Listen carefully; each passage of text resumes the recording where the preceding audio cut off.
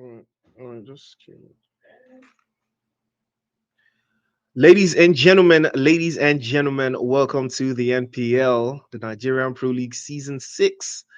And this is the rain split. It is day 3 of our first weekend. And, we saw a lot of teams and a lot of action these past couple of days. And now we're ready to see some more action, ladies and gentlemen. It's PUBG Mobile at its finest. It is still your boy Priest bringing you guys all of the action. And I'm going to be joined today by my main man, Fire. We've got an interesting set of games and an interesting lineup for you guys tonight, because for a fact we are having two different groups that haven't played together just yet, and a couple of big names in there as well. So I'm all looking forward to seeing how these teams are going to be performing tonight. But before that, we just take a look at the leaderboards, and yeah, you can see all the way from the bottom there. First Arctics, unfortunately, have not been able to find their rhythm just yet. 1 point on the board out of 4 games, and that's an unfortunate turn of events. And on the other side of the leaderboard, for now, these teams have 1 foot in the league play, but they still have a lot to battle for. Foul Play and Mad Squad Esports still leading the charge of this side of the table. But unfortunately for them, Aatrox all the way down to the Invincibles, except One Nation, have 4 games apiece. And on the top part of the charts, 10-11 leading with at least almost 15 points on the board there. Extremists in second place. But a couple of these teams have not completed all of their games. They will have a couple of more games, and that's what we're about to bring you guys the action from. So, ladies and gentlemen, it is the NPL Season 6, the rain splits, and all of these teams are ready right now. We've got the first game for you tonight. Woo! Fire. Mic check. Are you there with me, my Man, guy? I'm here. We're ready to go. We're into the games right now as we are going to be taking a look at all of this, guys. Okay. Where Guessing Fire is having a little bit of a hocus pocus wherever he is, oh unfortunately, because I cannot pick I him don't know up. why I'm not you sure if you can't guys hear are me. picking me up, but I'm going to assume that you are. Oh And shit. interesting Priest can't hear turn of me. events here. But let's take a look at a run through of the teams that you have inside of the lobby right now. You've got Unsullied Army, Men of Blood, 10-11. The guys from the All right, Priest, can you Invincibles hear me now? and Cyclone Shield Esports as well. First Priest. Arctics, Dream Team, Active Gaming, Oh Zero, my god. Fugitive Esports, and you got the guys from there as well. Disparaged, Knock and Lobby, Apex, Team Apex, and Team Aatrox. We out here. That we've got 15 teams in the cut. Unfortunately, we are missing a team. I'm not sure what team that is, but we are missing a team, I believe, or I may be mistaken. I think this is the lobby that has a 8-to-7 ratio. We might Guys, I'm gonna be include a little quiet for bit now more than I and see might if you add. can hear me. I think we're having a little bit of technical difficulties all the way on the back end there, but hopefully it will be sorted very, very shortly.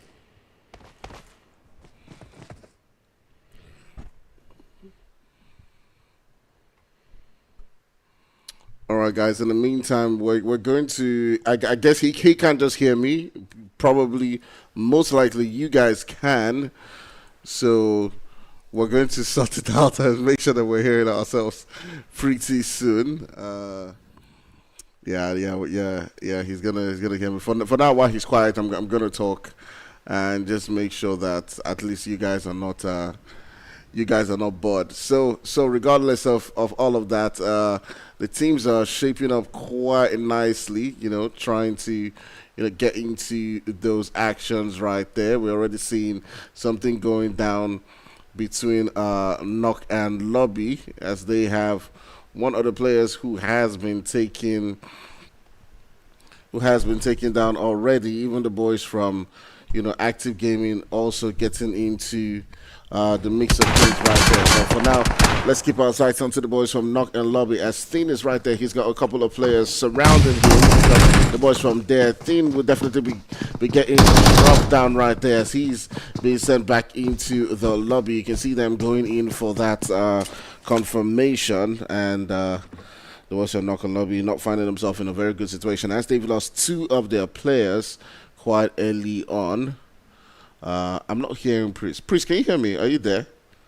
I can hear you just fine, bro. I don't know. Good. We're back. I can hear you just fine, but I'm not seeing the. Check your WhatsApp, bro. Just check your messages, man. Check your messages.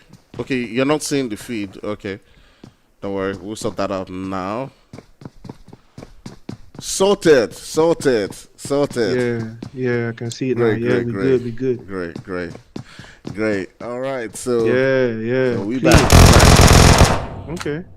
I don't know how my audio is though. Is it good? Your audio sounds 100% perfect to me. 110. All right. But yours is sounding very, very low though. I think you might have to turn your mic up, man. Okay. Uh, maybe it's a Discord thing. I think in game it's fine. It's a Okay. Discord Yeah. thing. You're right. It's Discord. Yeah. You're right. It's Discord. Discord thing. Don't worry about. Yeah, Don't we're worry good. It's about it. fixed. Don't worry about it. It's fixed now. It's fixed now. Yeah, we're good. Yeah. Okay, we're good. I think everything is good right now. Okay. I think we're ready. So, ladies and gentlemen, unfortunately, we did have a little bit of a hiccup back there, but it's been sorted. Knock and lobby, taking a little bit of a battering there. Unfortunately, it's all left to captain, and hopefully they will not get caught out this early.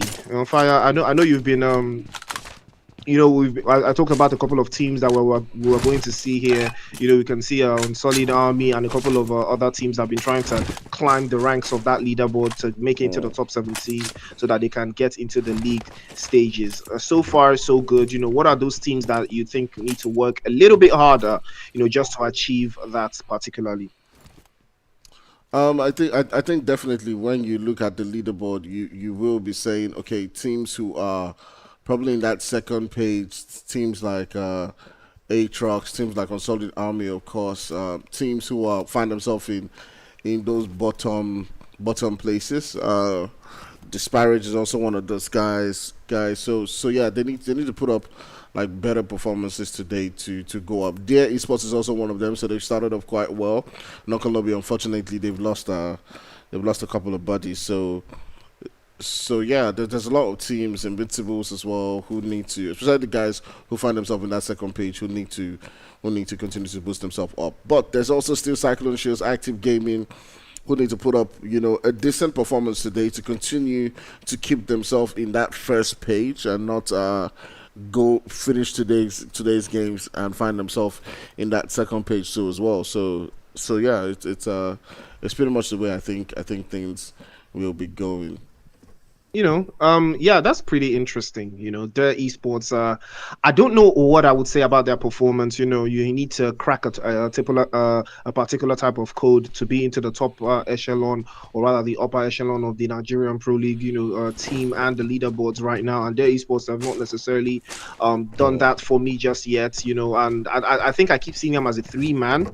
I've not necessarily seen them as a four-man team. I keep seeing them as a three-man team, and that is not that is not what you need if you want to start on the level of the NPL, especially the playoff stages that last only just 2 weeks. Unlike the league where you have 3 weeks of packing up on super weekend points, and stuff like that. Their esports, unfortunately for me, Yeah. have not just cracked the code. They've put their foot in the water, but it's just they're just coming up a little bit too short. I would say the same thing of First Tactics, but they're not in the same position as their esports because they've played in the NPL before now. They were one of the top performing teams in the playoffs of week one of the playoffs of the Hamatan split. Yeah. Actually, I think they even won the chicken dinner in the first game with a Yeah. beautiful performance coming in from your might. So I expect to see more of that. But then the teams have gotten significantly better over time. So do you think that's probably one of the reasons teams have gotten better and First Tactics have not just found their footing because of how difficult the game has started being right now? Yeah, definitely. We will be seeing, a lot of improvements with those teams. I believe. I think basically for me, there's a lot of good teams right here. So it's very difficult to judge them. You understand? I just personally think that the amount of talent that we're seeing in the games right now is just crazy. It's just crazy. The amount of teams who have improved, the amount of players who are playing, at a better level than they were in previous seasons. We talked about Amani yesterday, right? From Mad Amani. This was a player like I mean I'm not dissing him. It's kudos to him, but there were seasons ago where I felt like if he was to shoot a player like 20 meters in front of him, he would potato all the shots. Like that. This was my belief at the time. Like, so to see him going on, being an MVP in a game, getting kills, and not just against anybody. He's getting it up against, stars. He's coming up against, players like Danny Brown, and he's taking them down to the ground. Is really impressive to see. Yeah, I I would actually talk about that as well, because I did follow his progress. I think he was in 88 Genesis at a point as well, and then from there I think he was also in No Rage Esports at a time too. So I think He I used know to be in I know Shadow Hounds. He used to be in Shadow Hounds. yeah, That's what I know. yeah, Shadow Hands. That's Yeah, what I yeah, know. yeah. That's also true. But that was earlier in the day. That was Yeah, that so was much earlier. earlier. Yeah. And again, we talked about his transition into No Rage Esports, because I remember he was also there as well. And we talk about No Rage Esports, how they broke off to become Mad Squad. And I talked about that as well, because Topsy left No Rage Esports, and I think that's when the guys from Madness actually started to exist, and they've been absolutely perfect. The synergy has been top notch from them so far. They've been performing exceptionally, and Armani has been learning. And I think, over the years, he has gained a lot of experience, because, you played alongside him as well, talking Yeah. about it. I think you must have played alongside him, because I know I did at a Yeah. point. I think, so back then. So, yeah, we have to talk about people that have been grinding. They've not necessarily been on the scene as much as we would have, but maybe, they've been at the back, cooking in the kitchen. I Yeah. mean, that's what I feel, so big shout out to them. But Men of Blood as well, another team that has changed over the years, have improved significantly, especially since they were able to sign over 11 from Citizens and stuff, and setting up the stuff that they've had of from themselves so far. So it's super impressive.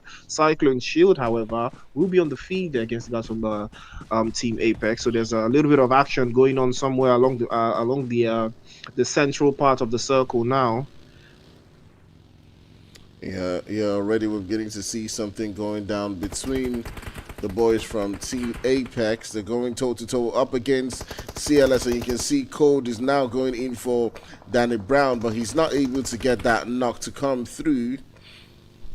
He's searching and searching and searching for that one, but at the end of the day, he couldn't get it to come through. I'm not sure what it was with the brightness there.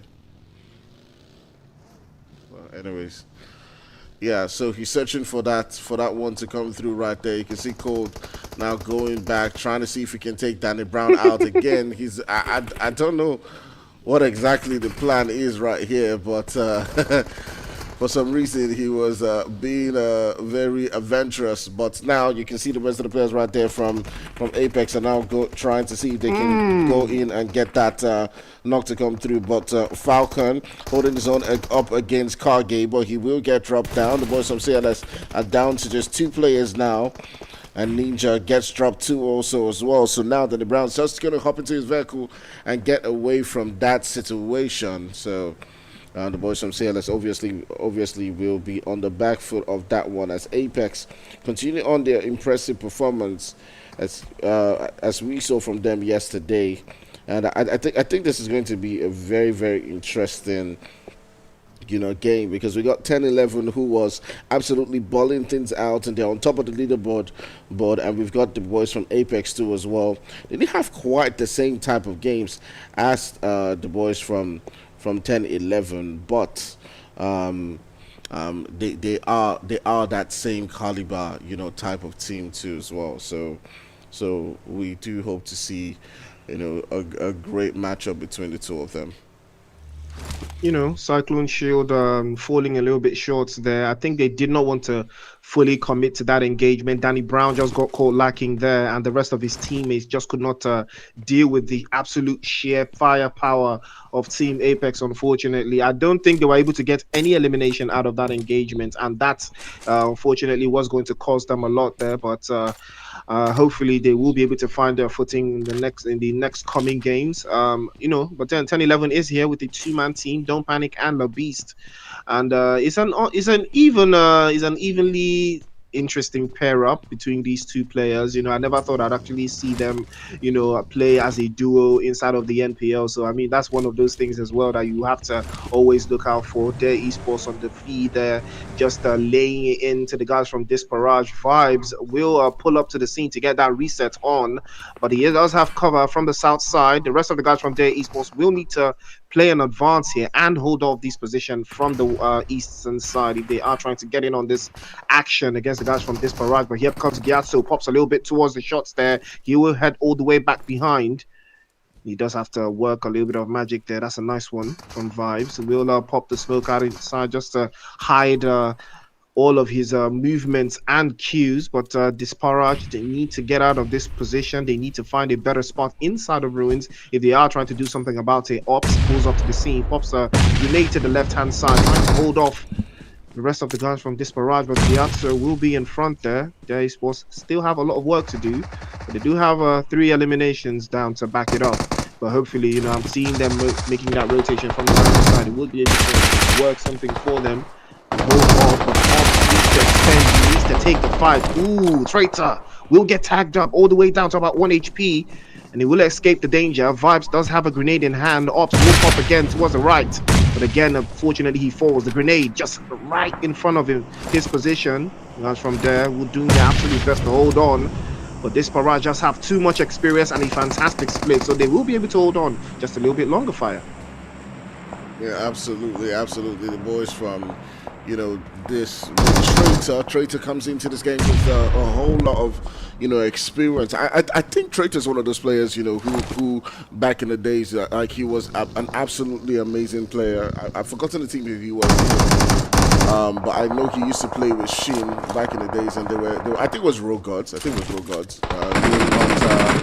You know, they were doing, you know, quite amazing for themselves. But at the end of the day, he took quite a break, and now he's back with Disparaged, and I still think that they have, you know, they're still an amazing team. But let's see how he's able to handle this one. He's been tagged up a little bit. He's got his player Vibes, who is really close to the boys from Dare, and you spoke about Dare early on, that they're one of those teams that, you know, are outstanding, and we're now seeing that begin to happen as Grayson Cole are left alone within this region to now begin to somehow hang on to their life. There's still some action as well, probably we think going on between the boys from Dream Team. Dream Team is also getting into the mix of things with the boys from MOB right there, but we would continue to pay attention on that later on and see how it does develop. Vibes is still left alone to bleed out. And the boys from there coming up with the upper hand in that particular fight.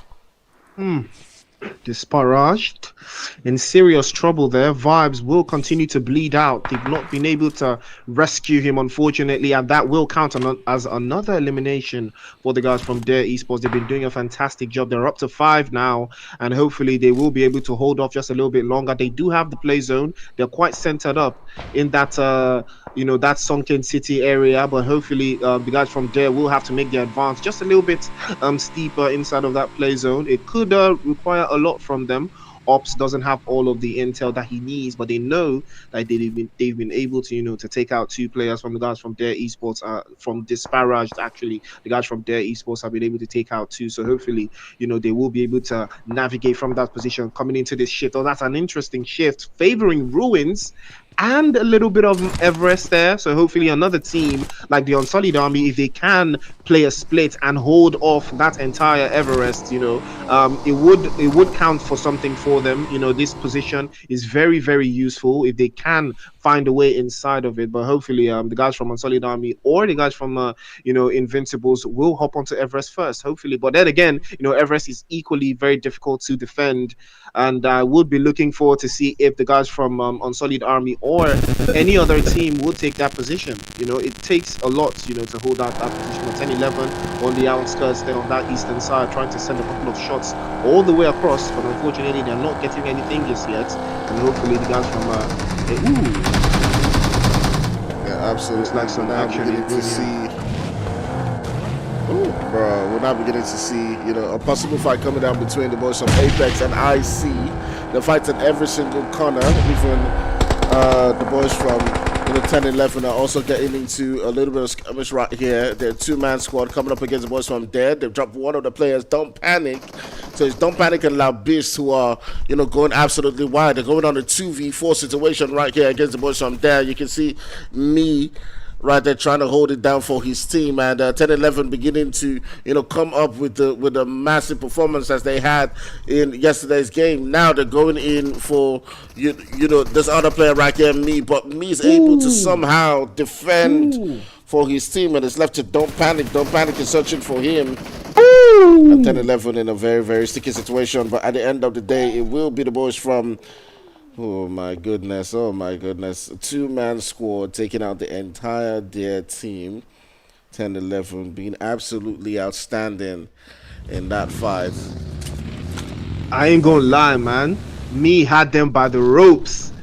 Man. But it's a two-man squad, man. Come on. Nah, me had them by the ropes. We didn't see how the fight started. We did not see it was, and there was a 3-man team, so it was not that far-fetched. They got first knock and the second, and it was a 2v1. It was a 2v1 there, and me almost had them by the ropes there. It was absolutely beautiful performance coming in from their esports. They do walk away with 5 eliminations after that encounter, so they didn't necessarily do too bad.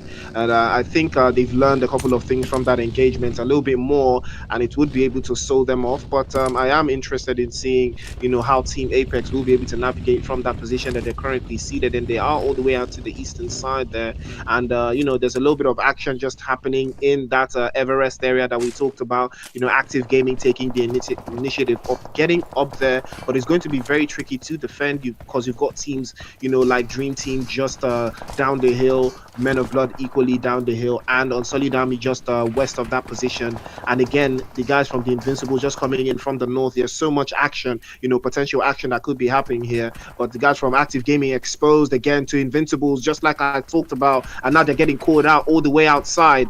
Psycho will be the next one knocked away. Shad is down as well. It's all left to Nexus, the solo man. Can he be able to hold off the onslaught that's coming? Unfortunately not. Choco pulls up to the scene. We'll send him back into the lobby. Nexus will be the last one up, and there is no setting. There's no way for him to pull up to his teammate Psycho there, unfortunately. He does have that Bugatti in his sights, but I don't think there's much of anything he can do about that one. I will be able to hopefully find another angle to sacrifice his teammate for and hold off at least into the next 2 phases of the circle. Yeah, very unfortunate events right there for the boys from Active Gaming, as they did get caught off guard trying to rotate into that zone. Trying to find a good spot for themselves sometimes might not work out, and you can't really say it was a rotation. Sometimes these things just happen. Alright, so taking a look at things right now, we're still got about 12 teams right here in the lobby, as all these guys are trying as much as possible to see if they can find what is a good spot. We still got the boys from Aatrox, 10-11, and all of these guys still holding their own for now. So we continue to keep an eye and see how it develops. Next was the last one for Active Gaming. Pulls up right next to the boys from MOB. He's quite aware right now, so he's just going to be up into the vehicle and leaving that vicinity. The shots continuing to fly into his vehicle. He continues to search for a place to call home. He's driving right next to the boys from Aatrox, and it's proving to be really difficult for him, as there's just so many occupied regions, and he doesn't just have the numbers to hold down any spot for now.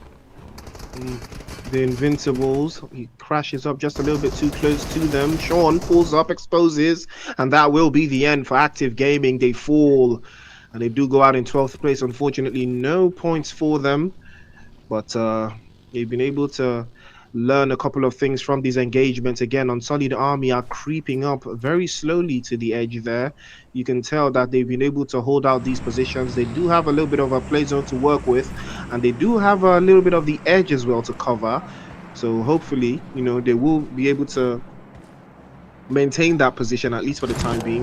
The guys from Zero all the way out there in the western side, they've not started to make their rotation inside of that play zone, but unfortunately, there's not too much of play zone fortunate for them. But the Invincibles, they're aware of Unsullied Army. They are trying to look for that opening, that entry. just to increase the number of eliminations they've been able to garner here. Dispara is on the one pulling up to that little cantonment there. Grace and Chaos will be spotted. A couple of sprays from the Chinese man there, but unfortunately, it's just too far away. Will not do enough damage. But I believe the guys from the rest of the players from the Invincibles will be sending shots towards that position. Owing to the play zone and how it's been moving, you can see into the map there. The guys from Zero will be pulling up into the Unsullied Army onto that little bit of that western side, and the rest of the guys from the Invincibles will be clamorating up. But it looks like this might be the beginning of a three-way engagement. Ooh, Slick gets knocked away. All right, so we're now beginning to see things light up between the boys from Unsullied Army and as well as the boys from the Invincibles. Invincibles now beginning to get into the action right there. So you can see Aishon and the rest of his teammates, pulling up, looking to see if they can do the damage. The shots now beginning to let loose. He's able to drop down one, but also the damage is going to be returned onto his side. But he's still got the rest of his teammates, Senior Boy, to provide him with the cover. Jesse and Smoke not within this vicinity right here. They've dropped down two players, I believe it is three. The boys from Invincibles are now down to just Senior Boy to hold things up against Jesse and Smoke. He's able to do a little bit of damage, but not get that confirmation up against Jesse. Now he still has two players left. He's got Smoke and Jesse right there in front of him. He turns into Jesse. He's able to put him down to the ground. Now he's got to go for that heal, but Smoke might just be able to provide the defense that's necessary to keep them hopes alive in this game. He's popping on that nade. Will he be able to go for that revive? But yeah, it is all down to your boy, Senior Boy, right now. He is going in for that final elimination and does seal the deal, getting them 8 of those eliminations. They had a couple of casualties, but they will be leaving this fight with 8 eliminations. Unfortunate scenes from Solid Army there. And this is what we like to talk about, confidence. Confidence from Smoke there. He lacked a little bit of confidence. 1 HP. Senior Boy was 1 HP, but he chose to go for the reset instead. Senior Boy didn't choose to go for his own reset. He chose to take the advance. He chose to press the advantage. And that is what separates the two players in this kind of engagement. Senior Boy did not hesitate to take the fight to the Unsullied Army last man. But then again, he did have 1 HP, and Smoke allowed him to get his HP all the way back up, and that was the disadvantage that they had right there. But it's all about decisions in these critical moments. Solid Army just falling a little bit short there. They will be going out, unfortunately. I think they stepped out in 8th place, probably. So, they're getting caught out, unfortunately. Zero will pull up to the scene here, trying to rid what is left of the guys from the Invincibles. It's a 2-man team left.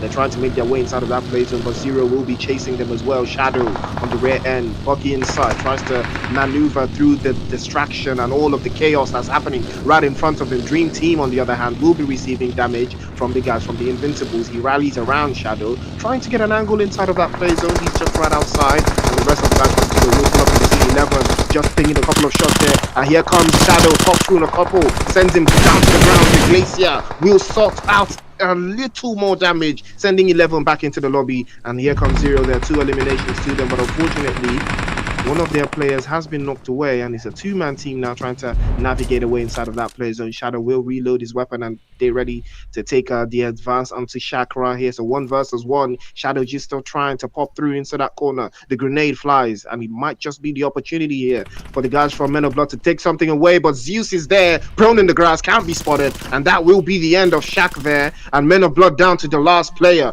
Rage is just outside. Now they can hear him. Pulling up to the scene is Zeus. He's been spotted. Couple of shots with the Bison there. Pops right through. Wilson a couple again towards Zeus. Cuts him down. So about 1 HP. But the left-hand side is so free here. And here comes Shadow now, trying to take the 1 versus 1 onto Rage. He pops through with the Bison. He's down to 12 rounds inside of his gun. But again, he pops the grenade inside. Shadow pops through. He's tagged up. And that will be the end. 2 versus 1. And they will come out in time. But the grenade from Shadow will send Zeus down, but Zeus will come out on top, eliminating the guys from Men of Blood.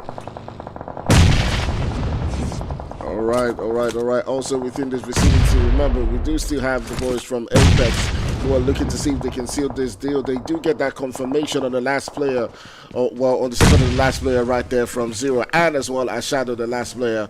So now that does leave only 3 teams right here with within the lobby. It is 10-11 who came into this one with a two-man squad. Currently, sitting down with with 5 eliminations. Don't Panic has gone down, but Lobbies might just be able to get that revived. The Nate's being sent down into their position. They've got a really tough one coming up against the boys from Team Apex as they're going up against a full squad. It will prove to be, really, really, really difficult for them. But we'll see, how that one does play out as well. But also within the conversation, you still got Team Aatrox, who's within the vicinity, who might have something to say about this as well. So we'll see how that one, does play out for a lot of these guys.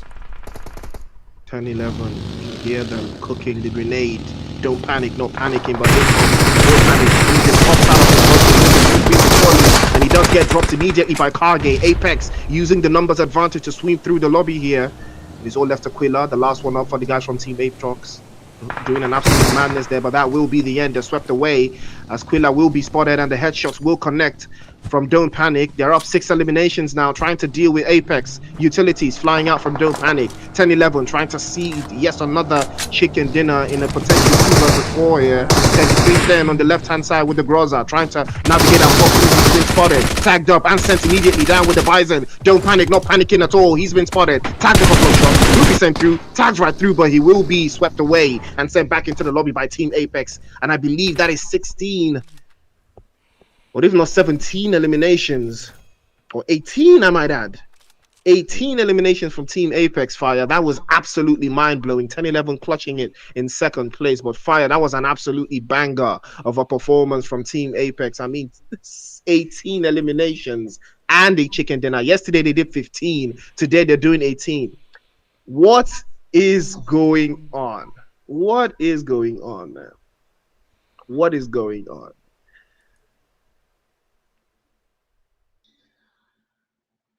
Well, that's crazy, man. That's absolutely insane. Team Apex, 18 eliminations and a chicken dinner. It doesn't get any better than that. It is the NPL. That is where you see action like this. Team Apex showing us why they are what they are, why they are so good, why they are so dominating. Just like yesterday, they did a fantastic performance. But let's not forget 10-11 was there as well. They've got at least, I think, 7 eliminations and a chicken dinner to boot. I mean, that's an interesting performance. You have to love that kind of performance as well. As a two-man team. Imagine if they were a complete squad, different story entirely. So you have to respect 10-11, especially Don't Panic, the MVP, 6 eliminations to him alone. You have to love that kind of performance. It is too good. Fire, Aatrox coming in third place with 2 eliminations. Could they have done better? I think they should have. What do you think? Team Aatrox's performance, they had zone, they had players, but unfortunately they fell short. Why do you think that? I think it was all down to decision making. I think when Building drove that vehicle, he probably missed a couple of shots, or there was that delay coming out from his vehicle. There was already some damage being done to him. He strafed quite well in that fight, but the HP was just against him in that one. And I think they had just 3 players. They were coming up. Yeah, it was 3 players they had coming up against Apex with 4. So it was just the numbers were against them. It was probably not the best moves. I mean, a player of that caliber as Burden can probably pull it off, but sometimes, you want to just maybe pack like away from the player so that they can take on shots and then probably try to crawl to them. Regardless, I mean, I'm not a pro player. I don't know what the best move or what he was thinking at that point in time could have been. Maybe it was the third party shots coming in, but at the end of the day, Apex played it quite well. They were absolutely aggressive, and you can't take anything away from them. Yeah, absolutely fantastic performance from Team Apex. But big shout out to the guys from Zero as well, Men of Blood, Dream Team, and in the Invincibles, all securing themselves some significant points in that top 7. But ladies and gentlemen, it is just game 1 of 4. We're going to have so much more, so stay strapped in and we'll take a break from here. Do you think you've got what it takes? The challenge will be tougher than ever.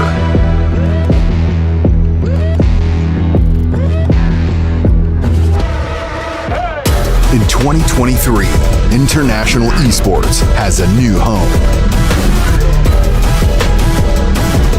Over 100 nations fighting for the championship in a celebration of everything that makes esports great. Who will rise up to the challenge? Who will be the world champion?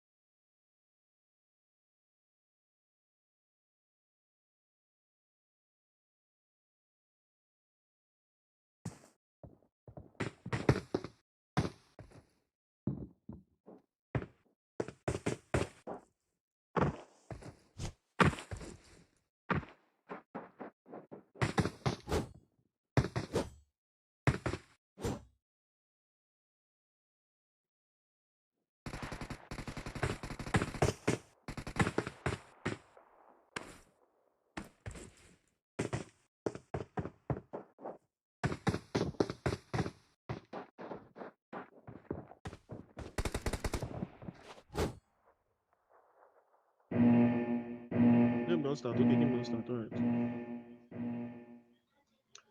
Ladies and gentlemen, welcome back to the NPL. And Miramar is where we are at right now, and that is the action.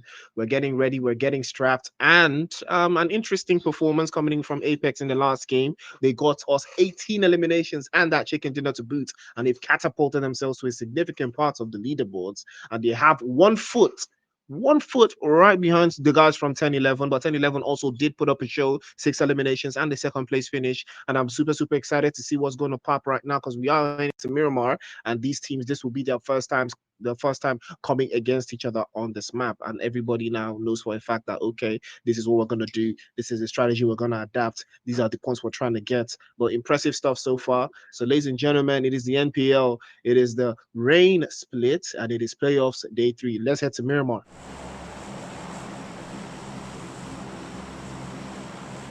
All right, guys, welcome back. We're taking a look at that map, moving all the way from that northeastern region towards that south central position. And Priest, this does leave a lot of places for teams to begin to work with right here.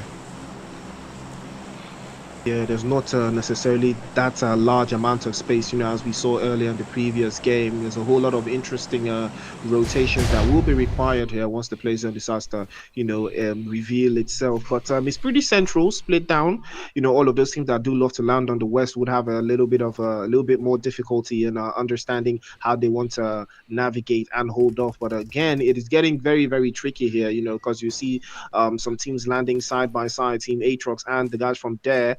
I think we saw them get into it yesterday in here as well, and now that speaks a whole lot there. Quila will get the first knock onto the guys from Dare. Gyatso will be knocked away here. Dare is supposed to be in serious trouble, and there might be a little bit more work to be put in here. Quila is definitely him, but he's gonna spray again from me. Tries to take a couple of shots and rid the lobby of the guys from there relatively very quickly. Pops through right the corner, but me, unfortunately, will be swept away by Quila. Aatrox on the front end of the assault here, trying to navigate through. Gyatso will be confirmed by Quila, already on 2 eliminations potentially here, as Dami will be swept away as well. And that is an unfortunate setting there. Team Aatrox doing a fantastic job of holding Dare Esports just by the ankles there, not letting them succeed. But Easy is down to 1 HP, and so is Building all the way down to about 10 HP. And this engagement will be bearing them down, but it looks like they will be on the upper hand. Ops still on the north side, as he will be navigating through. Unfortunately, yeah, he does have me knocked away, and I don't think that res is going to be happening, as Dare Esports will lose yet another player.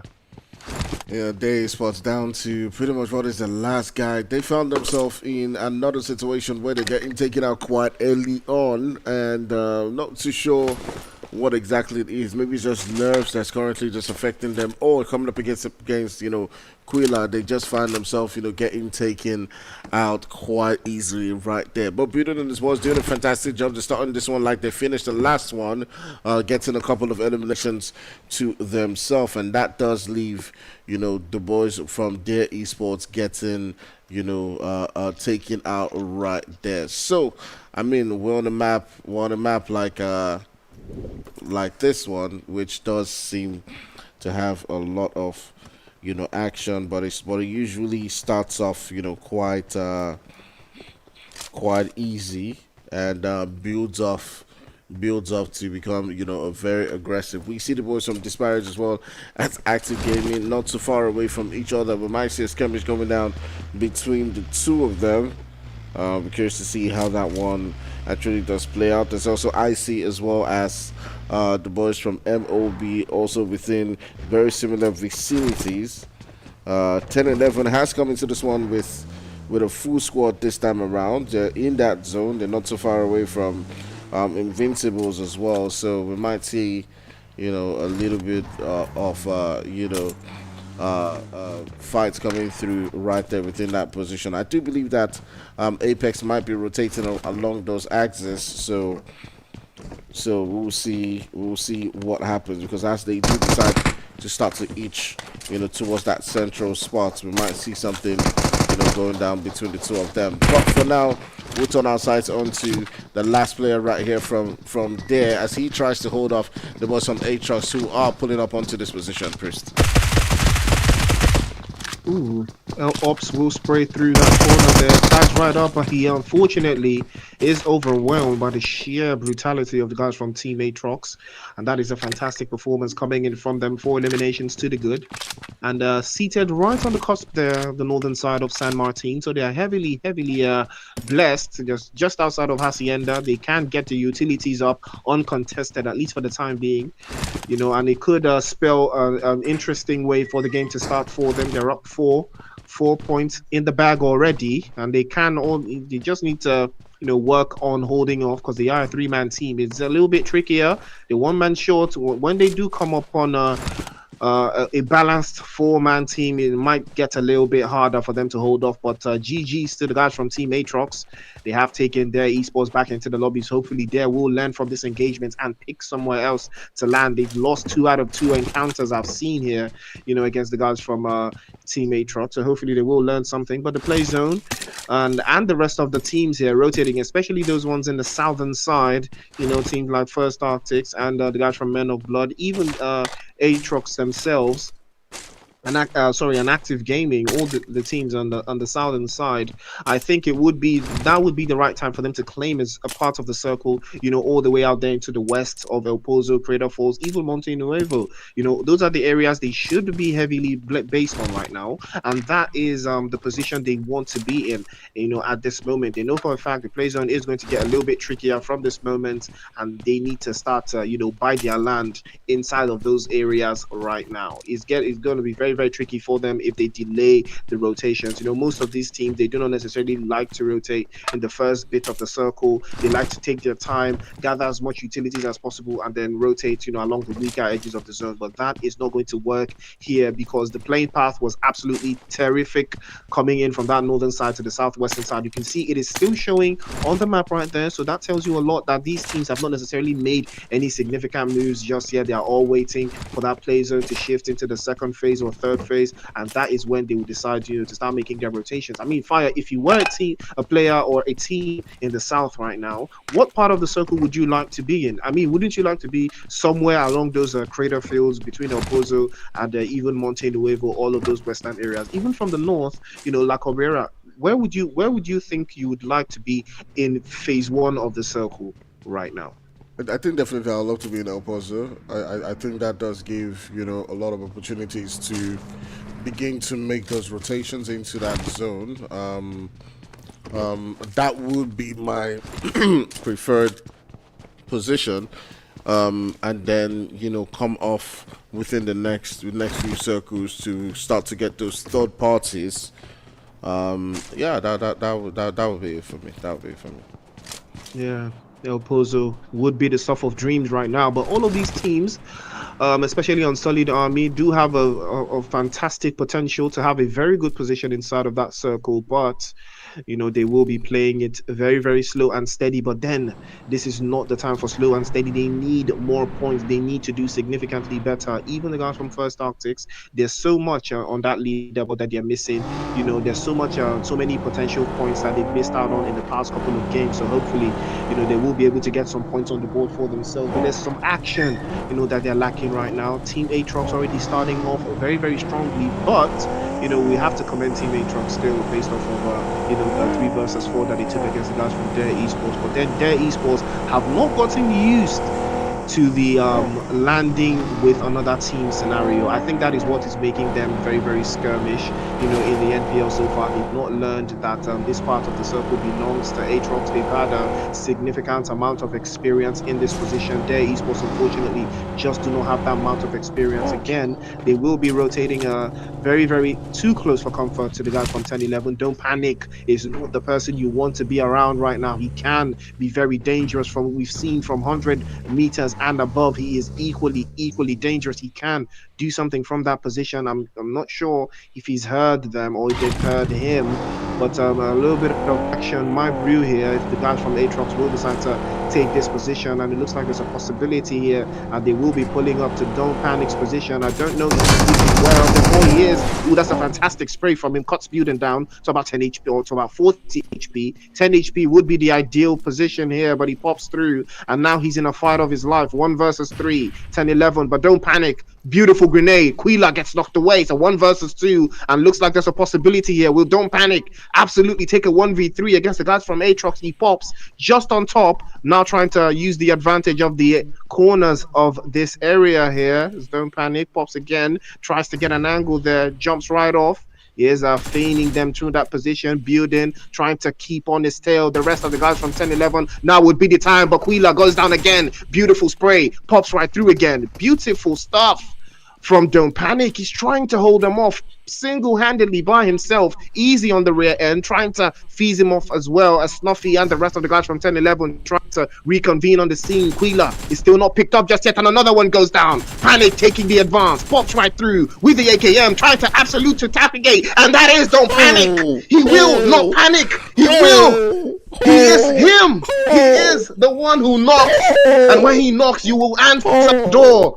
Don't Panic once again. Claire of the Ops, taking the guys from Aatrox down by himself. You cannot make this up.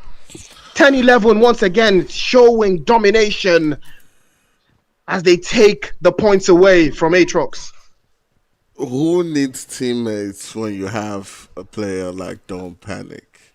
Who needs teammates?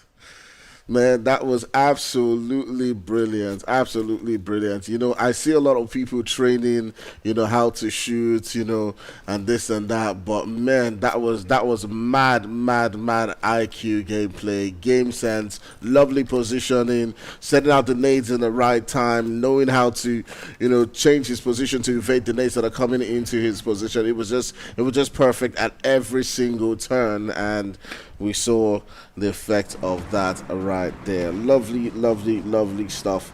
And at the same time, his teammates were trying as much as possible to see if they can provide him with some support. But speaking about you know, fights, we got the boys from MOB just around Icy right here, looking to see if they can get into some fights, some shots, and now beginning to let loose onto 11 and his boys. We're curious to see if they do get into a skirmish right there, as all of these guys are just itching and waiting for that opportunity to begin, you know, to take on this fight. Unfortunately, Thirsty is not thirsty enough there. He's been able to send a couple of shots towards the guys from Men of Blood. They will escape the danger, and they will hold off this compound, or rather this building, this couple of buildings in this area for the time being. You can see the guys from Zero. Again, this play style, I think I've seen it from them before in the previous game. They were able to hold off playing from the edge, but now they're falling into the trap of the Unsullied, and now is the opportunity. Jesse trying to rotate from the left-hand side. I'm not sure if they are going to be spotting Shadow there, but Jesse does have a beautiful angle on his position. The spray is fantastic. He's cut down to about 50 HP, and Jesse will be there from the right-hand side. Will catch him immediately and knocks him clean off, and now Unsullied Army on the back, or rather putting the guys from Zero on the back foot, and this will be the advance they're looking for. Beautiful stuff coming in from Unsullied Army. This is what you call holding out a team that has no experience in playing splits. But Jesse exposes himself a little bit too much there. He'll get warned, and that will be an interesting setup there. Karma trying to hold off the rest of the guys. He pops right through. Cosmic down to about 40 HP. But he is in danger himself. Tries to drop shot, but he will be spotted and dropped away by the DBS smoke. Does a fantastic job of holding off as Zero. Karma will be knocked away, unfortunately. 3 players lost, and Zero do have one more left, I believe. Hopefully we'll be able to survive and get themselves some placement points, and that will be Wagwan as he escapes the danger of Unsullied. Yeah, the boys from Unsullied Army playing that quite well, as they do get those couple of eliminations and find themselves in what is quite a good position too as well. They do have the boys from Apex not too far away from them, so we'll be curious to see, you know, how they continue to make the move into that position right there within the zone. But as you can see, that zone moving all the way towards that would I say central, west central, position.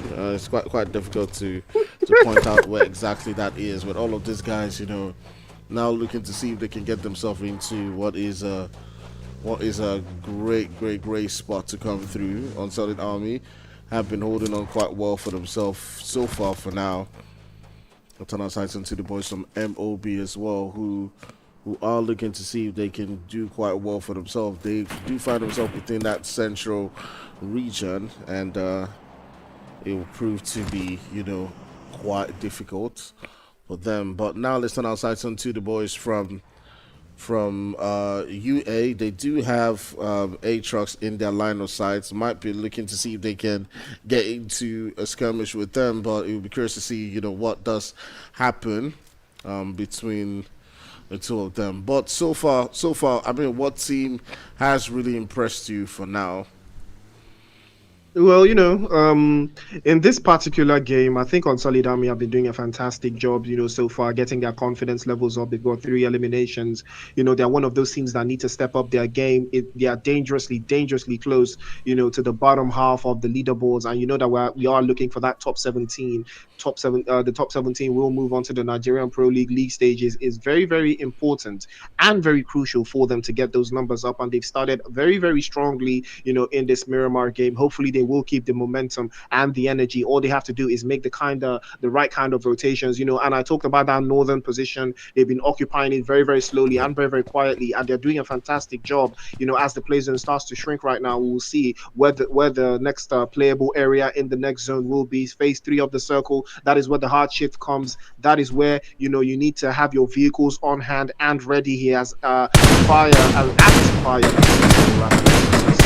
So is going to be laying shots towards the Mirado that belongs to one tagged up very, very quickly. Active.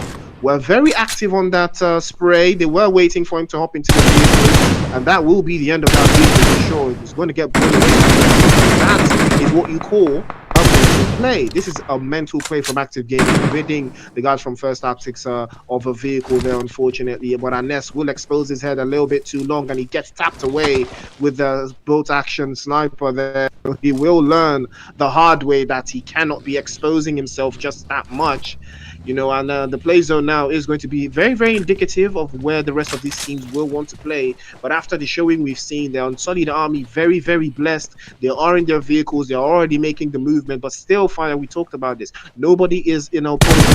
The team that makes it there first might be the team that is able to, farm some eliminations, especially coming in from that western side like Fugitive Esports. There's so much potential chaos that's brewing right now. The play zone shift for Zone 3 will be a determining factor of how the rest of this game will go. Yeah, definitely. That we're seeing right now has made that shift all the way towards that southern region. And remember, we talked about this El Pozo being, one of those places that you want to be in. Any team that had taken on that El Pozo region would have still found themselves within, those spaces. But now the region does need to begin to happen, and there's a lot of teams that might the boys from Active Gaming and IC now need to start to hop into their vehicles and make those rotations, and this is where things now begin to get super exciting and interesting. Guys from Active Gaming trying to find their way inside of that zone. They are rotating from the south, so it might take a little bit of work there, but Apex and 1011, it looks like they will be clashing heads in the northwestern side, just in front of Hacienda. Looks like there's a whole lot of action here. Kaido does get knocked away, and 3310 is riding around there. Kaido still knocked away, unfortunately. Probably going to be swept away as well. And this might be spelling danger for the guys from 1011, unfortunately. Will be chased away by Team Apex. Kage will get that confirmation, unfortunately. Kaido will be heading back into the lobby whence he came. And now Apex will be getting their first elimination, courtesy of Kage here. To be done still. They're still outside of the play zone. They're over 1,000 meters out. The rest of the guys from 1011 have hightailed it and chosen the play zone position instead. You can see Don't Panic and Snuffy just enjoying around in the Lamborghini. Hopefully, they will be able to find an interesting position on the high ground, because this is the time of the game where you want to have the high ground. You want to be able to overlook and see all of the ops. And I talked about this position earlier, so it might be very interesting to see how the rest of these teams will be able to rotate. You can see the guys from the Invincibles just holding up tightly in that southern side, or rather the southeastern side, and heavily blessed. You can see the guys from Men of Blood, but I don't know. It's a 4 versus 4. Will they take the engagement fire? Would it be wise for them to take out, the guys from Men of Blood, to remove them from their path right this minute? Yeah, I think it's probably not the best time for them to do that. They probably should focus on just holding the position. They're not in any should I say there's no pressure for them to make that push. So yeah, probably just hold their position for now and see how things continue to build up. Well, the Invincibles, one of those teams that has been very, very impressive so far. I believe they've been able to work their magic and getting an interesting position right inside of that play zone. But there's so much work that they have to do, especially coming from a team like 10-11 that have the high ground right now. But it has to be very impressive. I know I can't even spray, from this distance. It is just too far away, for me. I might be able to get a knock if I prone, but not even with a four times, and so that is why these players are so exceptional. Snuffy just hightailing on top of this mountainside or this hillside, just looking forward, scouting out, getting all the intel possible. He's aware of the Invincibles, but what does that mean? Will they take the push, or will they wait for the play zone to decide, the position that they want to play with? The play zone is shrinking once more, and it is going to be very, very decisive phase 4 where these teams want to play. That western side looking very caked up finally, and still El Pozo is vacant till now. Nobody has actually, decided to stay in the city limits. They're all looking for engagements, looking for fights, and Active Gaming will spray on, but Dream Team will lose yet another player. Jex OP will get knocked away just beside his Mirado there. Sad pulls up, trying to take the 1v1, pops in, but he does ADS, and he is going to be swept away by Wagwan. Zero doing a fantastic job. The last one for the guys from Zero. Wagwan will end the game for the guys from Dream Team. Man, amazing stuff coming down there from the guys from Zero. They pulled up into that location just at the right time. And now we're now beginning to see several different teams look to make their way into that very, very tiny zone. And it might prove to be quite a difficult one. But speaking about difficult one, we do have all these teams, just trying to see if they can edge into that spot in that zone. You can see some of them outside that onto Active Gaming. It is Nexus. He does have to get his heel on. The boys from Active Gaming pretty much just in a gatekeeping position right now, as they will be looking to see if they can keep the boys from Aatrox at bay. Aatrox finding it quite difficult to get into that zone, and they've got the boys from Active right there in front of them. Code has been dropped down by Nexus, and this is where, the boys from Apex have got to dig deep to find a way to make those rotations to come through. But the revive has now finally come through for Code, and that's where they will be looking to see if they can pull up into that zone. It does look like they're just going to move away from that position where the boys from Active Gaming are currently at and find a way to rotate from another corner. Yeah, that corner that they are trying to rotate from is going to be very, very detrimental, to how they will be playing the rest of these games. Active Gaming and Team Apex, there's a possibility that they will run into each other sooner rather than later, but Nexus has to hop into his Bugatti there, but he stays in just a little bit too long, as his spray will come through, and he does take a little pinch of damage there, but fortunately for him, he does get out of danger just in time. And Ness will be in front, and the two-man team might decide to play a split, but Apex will be coming in from the back end, trying to push them out of this position, make them expose themselves, but they will be getting out of dodge. Psycho and Nexus hop into the buggy just to get out of danger, but Team Apex making a rotation from the eastern side, trying to chase them down, but hopefully they do not get spotted out on this engagement. Cyclone Shield, on the other hand, just waiting diligently and patiently on the southern edge of the zone as the guys from Team Apex will be making it in. There's a little bit of time for them to make a little bit of concessions to the rest of the guys from Men of Blood as Creed pops his head out, tries to find an angle there onto the guys from Apex.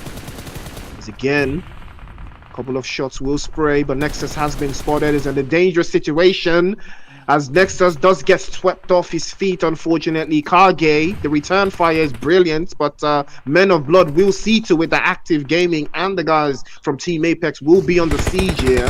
The edge of the circle looking very caked up, that central and that south central area, as Apex doing a fantastic job of holding out. Cold will spray again to a Cycle's position, but he falls behind cover and the rock there. Hopefully he will be able to pop some utilities to hide Nexus away from the oncoming danger and put the smokes in power, but unfortunately he has been spotted there and sent back into the lobby. Apex on top, grenade onto Ernest, immediately drops him. Cyclone Shield trying to tear them one after the other, and Apex still trying to deal with the guys from Men of Blood here. Rage has been spotted, he's knocked clean off as well. Apex doing the absolute best to deal on. It's a 3 versus 3. Shaq on the rear end trying to hold off. Grenade starting to spin right through, but again the rear end is covered. There's just so much damage going on in this area. The DBS comes out. You know it's not a joke when the DBS is in play. Another grenade, the utilities expended, but they keep getting into these dangerous positions with the sandwich and the third parties. The sprays are coming. His HP keeps getting cut away. But Asbiki is still there, chilling, pops into the smoke, and Shaq will be the next one to fall. 33-10, leading the charge. And now, Men of Blood down to one player left. It is going to be 11, the last one up. Can he do something for the guys from Men of Blood? I don't know if there's a possibility there, but Fire, I think 11 will be able to take one of them with him. Man, absolutely amazing stuff coming through right now from all of these guys. 11's the last one for his team. He's got so many different players across his region, and he'll be looking to see if he can keep them at bay. The last player right there for Active Gaming has now been spotted and will be sent back into the lobby. Active Gaming going out in 10th place, not having quite the game that they would have hoped, but now the boys from Apex have been lead up right here. They do have Danny Brown right there in front of them. You can see Cole sending on that nade onto that position, but it will be Danny Brown's nade who does catch Cole down and puts him to the ground. catch Code. Well, yeah, there's so much action going down at every single corner. All the way on the other side, you do have the boys from UK trying to possible to see if they can hold Disparaged. But my goodness, will it be a really tough time for all of these guys? Men of Blood all the way down to 11. He has been holding off his own there. He was able to snatch a staggering body or stalking body from the guys from the Invincibles. Sean will be his victim. He's been sent back into the lobby as we speak. Team Apex breaching, trying to squeeze through. Cold pops in again, will catch Danny Brown, knocks him clean off. Roach on the western side and Ninja trying to make a way inside of that play zone, but Apex will not allow them. Roach is still down to about 10 HP, but he does manage to get his HP all the way back up. He's been spotted, and that's a beautiful spray from Roach there. We'll catch him up, but Ninja will get knocked away, forcing the guys from Cyclone Shield to reconsider their push. An unfortunate turn of events there. Cold pops in again, trying to hold off the guys from Cyclone Shield, but Ninja will get blown away. Apex trying their absolute best to keep the guys from Cyclone Shield from getting inside of the circle. This has to be one of the best gatekeepings I've ever seen, as Cold again sends yet another grenade onto Danny Brown's position. Surely that one will connect, but it falls a little bit short. But Roach cannot make it to Danny Brown in time, unfortunately. He has to get into a vehicle or something to get out of dodge and out of danger. And this would be the opportunity for the guys from Cyclone Shield to do something about it. Roach makes an advance again through that position. Chaos pulls up and he will be run over. Disparaged pulling up to the scene like a bang dang, because that truck was something else. Fire. Man, absolutely. The boys from Disparage pulling up onto that one like bang dang. As they took him out of the game right there. So much action going down at every single corner. We do see the boys from 10-11 just waiting for the opportunity to just light up right here. and be curious to see, what continues to play out in this particular game. Taking a look at where that map is currently situated is really tiny. I'm just going to zoom in. Alright, we're seeing all of these guys now beginning to get triggered as 10-11 has one of the players who's currently knocked down. It is now left to jump Don't Panic and Beggar to somehow hold things or keep things alive for them. And then there's party after party at every single corner. So you see Snuffy has now taken out of the game. It is Disparaged, who's currently in front of the boys from 10-11. Beggar trying the most possible to see if he can get a knock onto Grace. There's still Apex who's still in the mix of things, but they've got to get themselves into that good spot within that zone. The boys from 10-11 have got 2 players. And now you can see that nade flying in from Beggar onto that position where Grace is at. Might just be able to do that damage. It does reduce her to 50 HP. That second one might be able to do the work, but it doesn't. And now it's all down to tiny little margins as the boys from Disparage as well as 10-11 are just the 2 left within that zone. We do have on the other side of some Invisibles trying to get into a good spot, but it might just get caught off guard by 10-11. 10-11, finding their time. The Chinese man exposed himself just a little bit too much there. Will get tagged up by Beggar, but fortunately for him, nothing too fancy. He will get out of dodge and get out of danger relatively very quickly. But Apex and the guys from the Invincibles have been warring for some time now. They've not been able to lose anyone just yet. But it is an unfortunate turn of events. Don't Panic has been knocked away. He's trying to get up to get that reset, but it would require a little bit more engagement from him. He crawls and he crawls. He continues to crawl on Beggar's position, but Beggar doesn't know that that player that he's trying to find out where he's at has not been picked, has been sent back into the lobby as 3310 does fall as well. And now Apex, it's now 3 teams left. It is Apex, the Invincibles, and 10-11. 3 very, very capable and strong teams. Chocolate pulls up, tries to find an angle inside of that play zone, but he will receive damage instead. Now it's down to 2 teams, 10-11 and Apex. 2 SPs top again. It's down to about 40. He tries to walk right through. Flash shots working, but Beggar is there. But Beggar will be spotted instead, and he will be sent back into the lobby. Apex will take the chicken dinner in Miramar once again. They did this yesterday and they've done it again today, and that tells you a whole lot of their performance. Absolutely breathtaking. 6 eliminations from 3310. We all knew 3310 was gonna cook, but damn, I didn't know he was gonna burn the whole kitchen.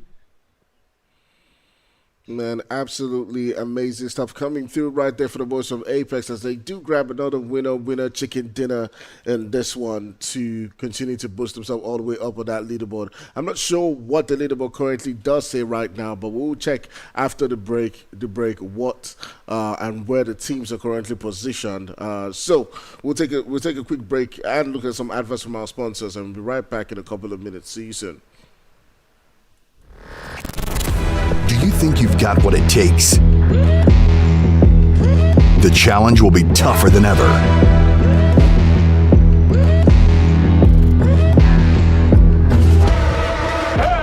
In 2023, international esports has a new home. Over 100 nations fighting for the championship in a celebration of everything that makes esports great. Who will rise up to the challenge? Who will be the world champion?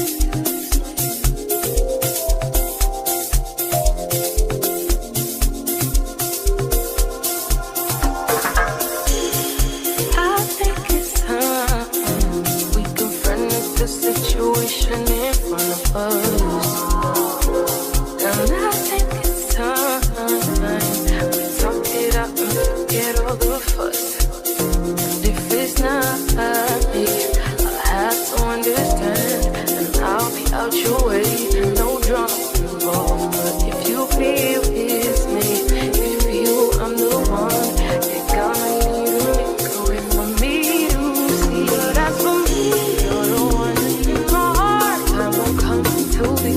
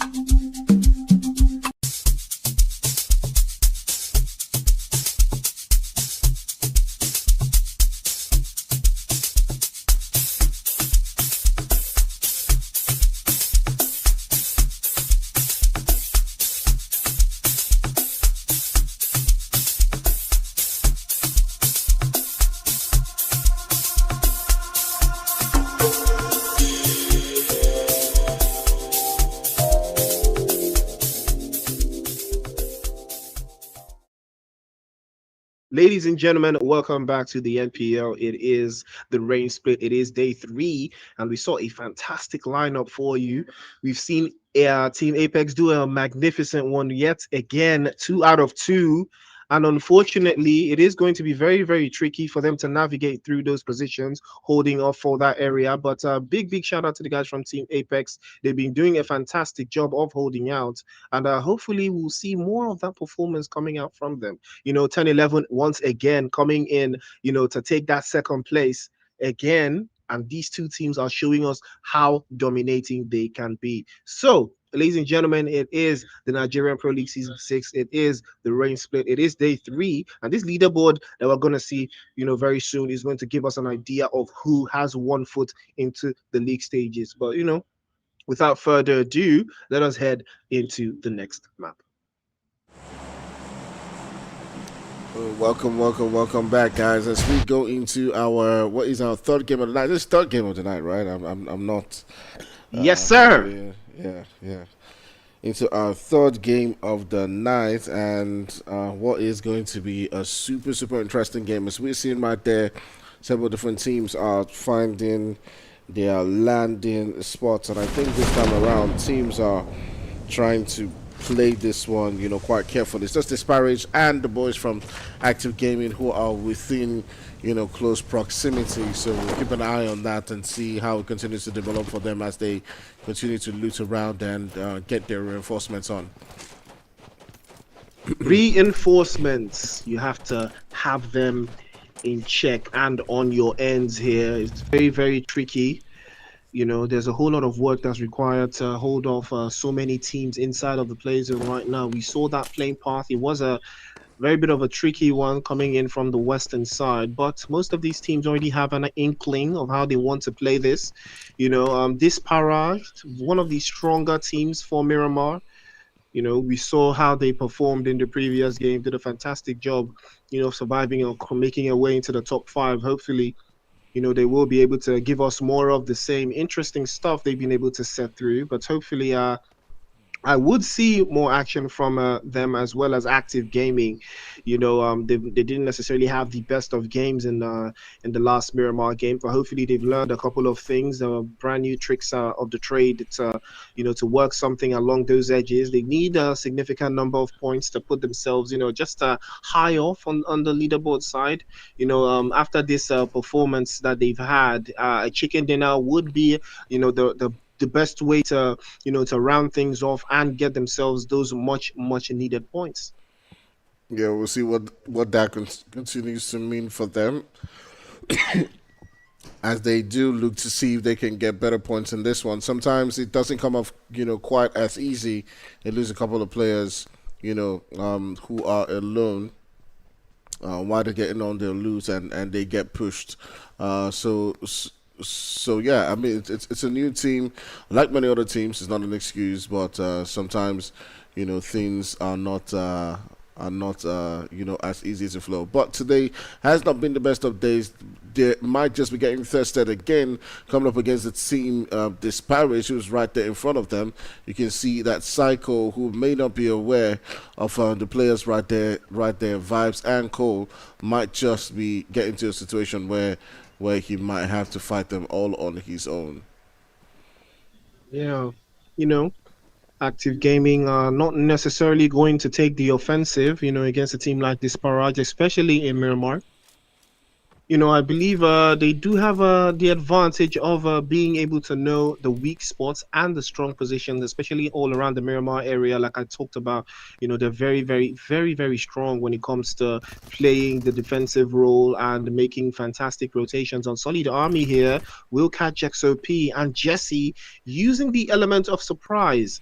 Again, we'll get that first elimination for Solid Army. Dream Team not necessarily having the best of starts so far. They've not been able to do too much today. Unfortunately, they keep running into so many obstacles, and hopefully they will be able to find their footing in this last couple of games as Archer. will head into the church to pray for the rest of his teammates that they do not lose more points on these rotations that they have, because they are a little bit too far outside of the zone. They are in the northern area, might require a little bit more focus and attention from them if they are trying to make an interesting rotation into the southern side. They do have the farthest distance to cover, but even on Solid Army and the rest of those teams like 10-11 and Cyclone Shield just outside of the play zone will need to make their advances, or they need to clear a path for themselves if they are not going to be making, side-by-side rotations. And you can see teams like the Invincibles and Team Apex already making their rotations. First zone out already coming in from the northern side, just outside of Picardo, and that tells you the strategy that these teams tend to apply. The Invincibles, Team Apex, even the guys from Aatrox, all of them surely will be getting on their way to find a way into the next phase of the circle. Right now, you want to be in that southern side. You want to be where Disparaged and Active Gaming are. That is where you want to be right now. And we talked about this in the last game. El Pozo was a critical spot, to be in. Cyclone Shield have occupied that position, but unfortunately, the play zone has moved towards the southern side, and now these teams will necessarily need to get into a little bit of action before the third circle shift. I believe it was at least 2 engagements, before that circle shift.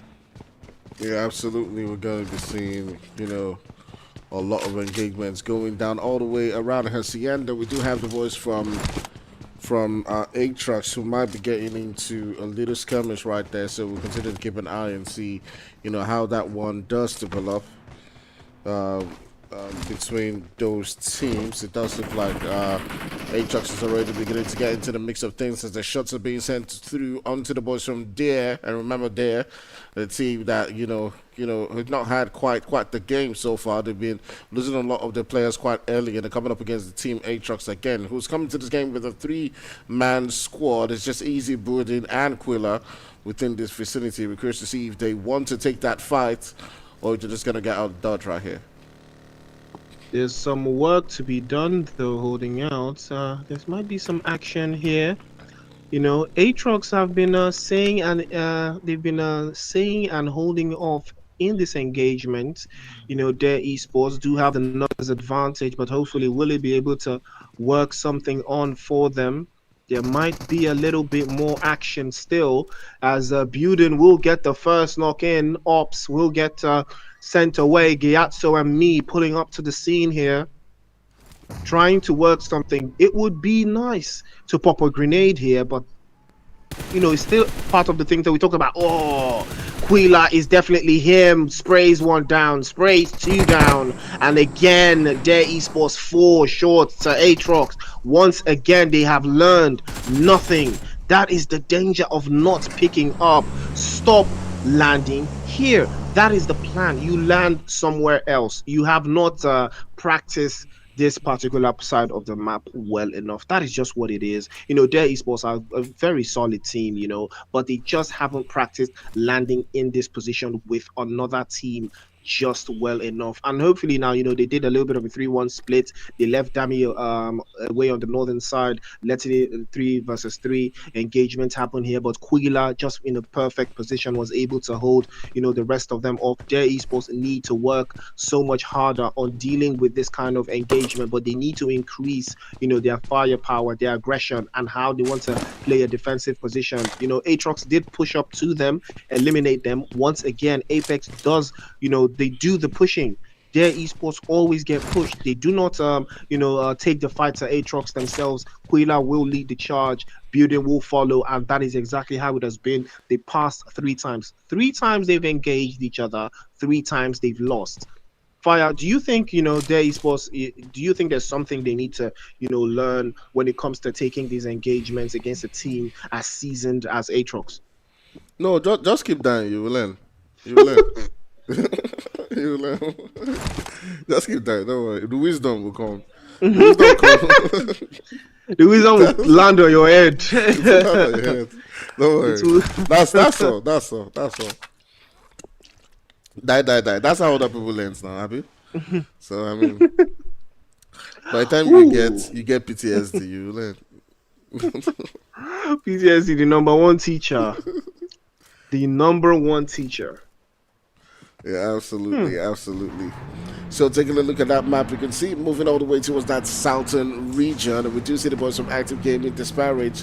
MOBIC already situated quite comfortably within those regions in that circle. We do see the boys from Unsolid Army making quite a very, very, very long rotation all the way through from Valdemar towards, crossing the bridge and coming all the way from that southwestern region. They might be going up against the boys from Invincibles if they do cross that bridge and decide to get in. But all the way from that northern side, you still have the boys from Apex, as well as the boys from Atrox and 1011 coming in from those regions. So we'll be curious to see, how that one does play out. I don't know if we might see a fight ensue. But speaking about a fight ensue, it does look like the boys from Apex are inching quite closer towards another team. I do believe it's the boys from Dream Team, and they're now beginning to take on the shots onto them.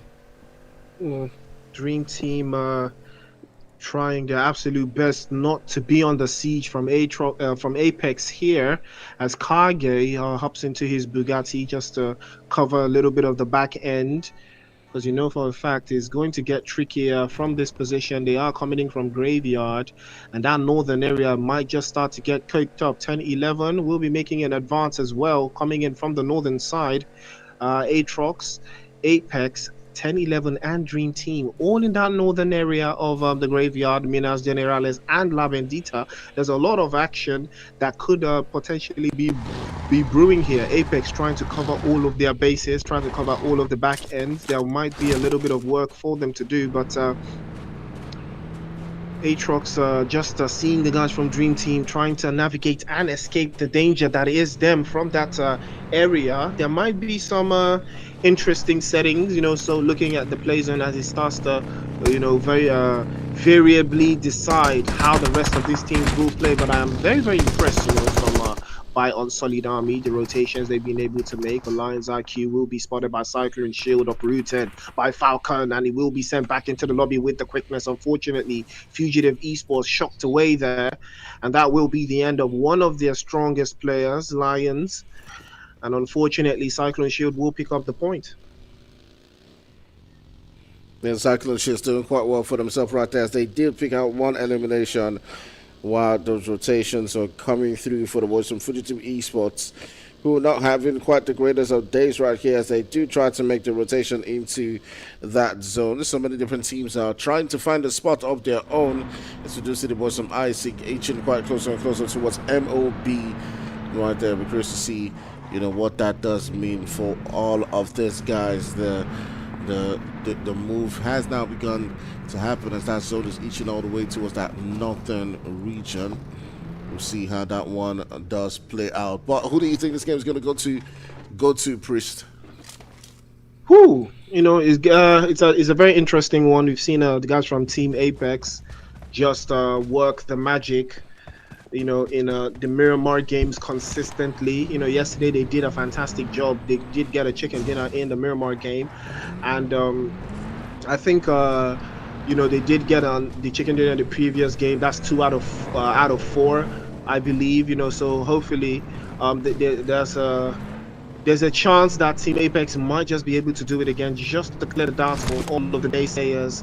But then again, it's super, super impressive, all of these teams, making it to the stage, playing at this level. The NPL is no easy feat, and that tells you a whole lot. The Southern side being occupied by a team like Unsolid Army, their rotation equally as fantastic. There is a chance that Unsolid Army can take this, owing to the way that they've rotated as well. But 10-11 do have Aquila in their sights. Don't Panic does spray in his general direction. Aquila does have to be careful. You can see him there trying to feed the intel to the rest of his players, but he has to be careful. Don't Panic is not the player you want to be trifling with. He is equally as dangerous from a distance as he is from closer from that area, but the cover fire from the teammates is fantastic as well, as they will send some shots in his general direction. Again, fire, we talked about this. You have to choose your battles very, very wisely.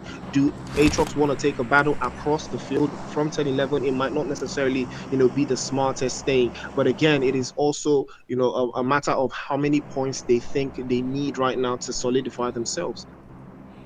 Yeah, I'll be curious to see, what that does mean for them, and like you just spotted, how many points that they do actually need. But Aatrox find themselves in a situation where they're really close to the boys from 10-11 again. If you do remember, it was a player from 10-11 who did get that squad wipe onto them in the previous game, and they might not have quite a good history against the boys from 10-11, at least recent history against the boys from 10-11. But we're seeing a lot of rotations now beginning to happen. The boys from Apex have rotated all the way towards that southeastern region, as well as the boys from IC. We're seeing them get closer and closer towards the boys from MOB. We're curious to see what does happen between those two right there. I see now beginning to send on them shots onto MOB, looking to see if one of those can connect.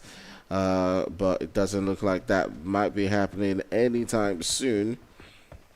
The shots now beginning to lift up onto that corner, but not being able to make any significant damage onto the boys from MOB. They're currently just waiting to see what happens. But speaking about teams, there's also the boys from Unsolid Army who might be looking to pull up onto that region. But let's take a look at MOB. They've got some sights onto the players right there from IC. It is Agatha and Thirsty who are within this open, and why Creed is not taking the shot is okay. Ooh. I don't know. Maybe he needs cover from his team. Well, I think it's a matter of spraying from up to down. It gets a little bit trickier, based off of the terrain, shooting from the high ground to the low ground, especially in long distances. There's a whole lot of moving space and moving mechanics involved here. The guys from Men of Blood are playing from the high ground of this Minas Deva area. Hold on. Wait a minute. Hold on. Fire. I'm looking at the map right now.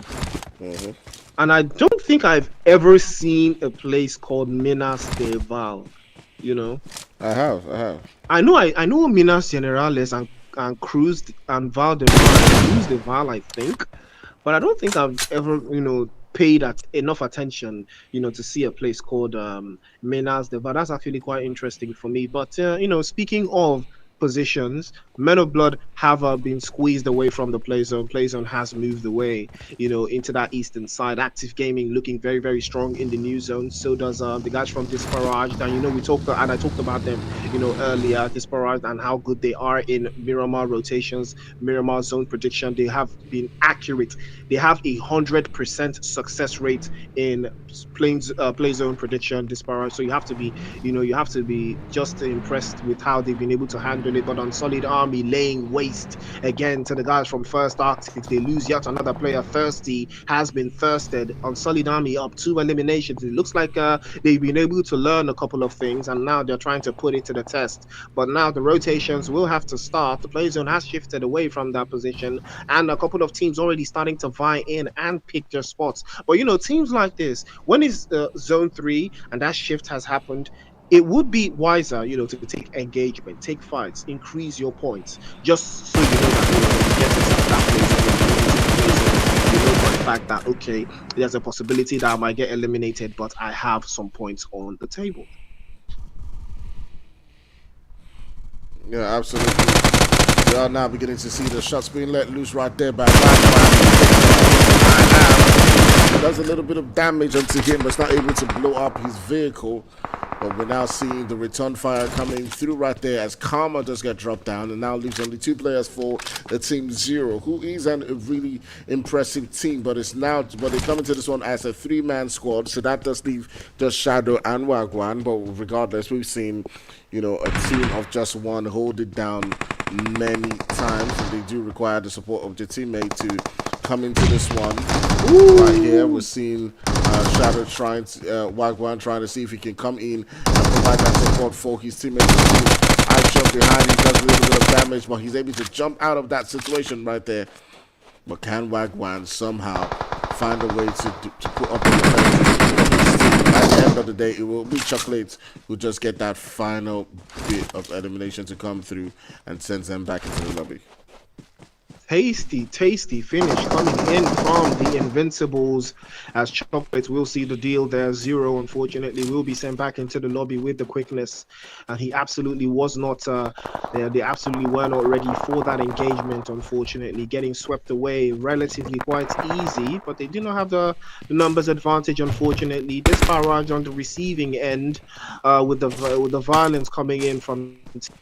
Hopefully, they will be able to hold their own still. Cole does have them in his sights, freezing as I am again towards that general direction. He can see the smokes coming out, but he cannot necessarily get the sprays in. He's waiting for an opening, waiting for an entry point to lay the damage onto the guys from Disparate. But again, the first Arctics team making their rotation. An unfortunate turn of events here. On Solid Army have beat them to it. It might get us successful or it might get unsuccessful. It all depends on how the rotations on that eastern side will pan out. The south looking very caked up. Aatrox now trying to hold off the guys from 10-11. It's a three-man team. The grenades already coming out, but nothing connects. Bego falls all the way behind, does use his vehicle as a little bit of an entry point and a shield, and it might be a little bit interesting here. Kaido in the 2-2 split on the other side as well. Aatrox might be biting off a little bit more than they can chew here. The breach is a possibility. Bego on the western side hasn't been spotted, hasn't been heard. Building pulling up. He has not picked up his HP. Gets equally more dangerous there as Bego is creeping up closer and closer, but the play zone will chase on. And now Aatrox have to fiend. They have to fight off 10-11. They have to keep them outside of the circle, so the circle will deal damage to their position. But now here comes Kaido, pops a grenade inside, and don't panic, we'll get that first knock, opens him off. Beautiful grenade from Kaido, will deal some more damage to that general area. Building steps up, pops again, he's spotted, and that will be the end of Aatrox. 10-11 sweep them away. And with the Wilson 10-11 coming in with those eliminations and sends Aatrox back into the lobby. A wonderful game coming through right there again for the boys from 10-11. Don't panic, getting 2 of those eliminations and continue on with the massive performance. Definitely a contender for MVP of the day. Definitely a contender. Beautiful work from 10-11 and Don't Panic. Easily squeezing inside of that zone, eliminating Team Aatrox. Once again, it is Don't Panic, being the thorn in the side of Team Aatrox once more, eliminating 2 players and managing to hold them off for the rest of his teammates to do, to finish them off. Absolutely fantastic teamwork coming in from them, but they have a little bit of a more zone to navigate with. Play zone is looking very risky. Guys from Dare Esports and First Arctics, they look like they're going to a little bit of something on that southwestern side. But it might be a little bit more interesting if they can hold out these positions. The guys from, the Invincibles rotating from the south. There's so much free space for them to work with. Hopefully they will be able to do something with it. Yeah, absolutely. All of these teams trying as much as possible to find a spot to call their own. It has proved, quite difficult for a lot of these guys. We're seeing the shots being let loose onto Aishan and his boys right there.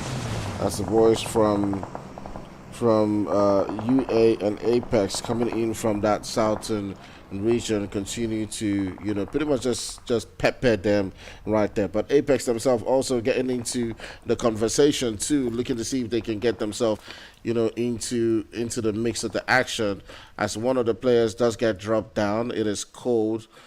It's Kage who does get dropped down actually, and Cold left to somehow hold on that defense for his team. The boys Disparage looking to see if they can continue to them. Apex holding on. Kage will be picked back up. 10-11 also within the vicinity as well. Also the Invincibles have moved up from that position. All of them happening in that general direction. I am attacked up by Cold there. We'll have a little bit of inkling of his general position. Has to advance a little bit closer. Team Apex have not managed to get any eliminations just yet. So for a fact that 18 elimination chicken dinner is looking a little bit elusive there. There's a work for them to be done from this position. The play zone has shifted farther away. The Invincibles will start to make their rotation inside, the next part of the zone right there. You can see them just hopping into their vehicle and getting out of dodge. But the Sparrows are on the hill waiting for Apex to make their advance as well. It's going to be a very tricky scenario for the guys from Apex to navigate from that position as well. Bego has been knocked away for 10-11. I think the reset is ongoing though, and there's a possibility that they will be able to get him picked up again. But there's so much chaos going on in that I would say southwestern side, as all of these teams are trying to navigate and find a way inside of that play zone. Kaido is the closest to the zone, trying to ensure on their western side. Right there, as we do see I am getting dropped down. As we said back, Sean now putting up onto the vicinity, looking to see if he can get into the mix of things. But there's also the boys from 10-11 who are sending on shots onto that position. And Aishan is currently feeling the heat as they are trying as much as possible to see if they can defend this position. Senior Boy is looking to see if he can get that revive onto Aishan while the teams are making that push. You can see Aatrox putting up onto that one getting the knock. He's just left with Chocolate to somehow keep their hopes alive in this particular game. He's got a couple of players, he's got a lot of players around him, and we saw several different other players in this similar situation try as much as possible to hold their own alone, but he's coming up against a team Apex and he's not able to do quite the same like we saw from Don't Panic. Jump shots, the enemy of your helmet.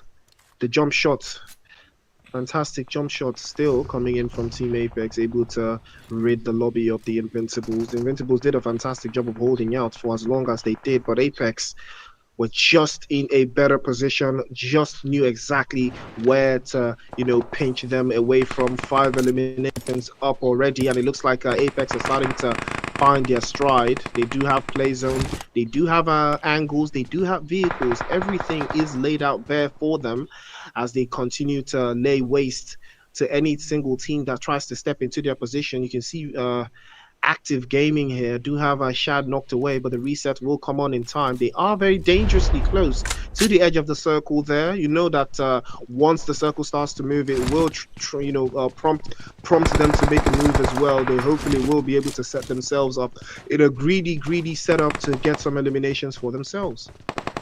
Yeah, absolutely. But now we're turning our sights onto 10-11 and the boys from Apex as they're going toe-to-toe against each other right here. The boys from 10-11 trying to get themselves into a good spot within that zone. Might prove to be quite difficult for them. We will see how that one continues to play out. Cargill will get dropped down, and the boys from Apex have to somehow find it within them to defend this position while they're getting pushed.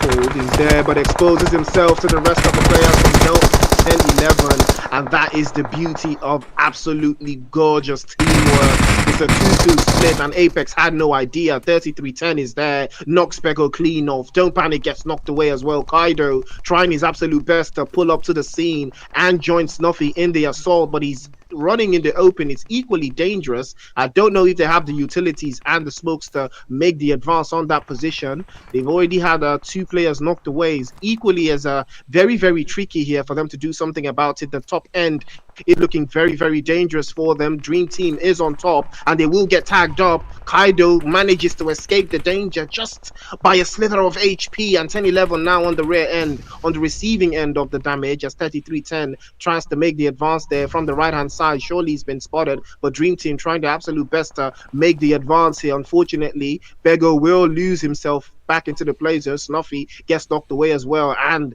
that will be the ends. 10-11 with 7 eliminations and Apex with 5.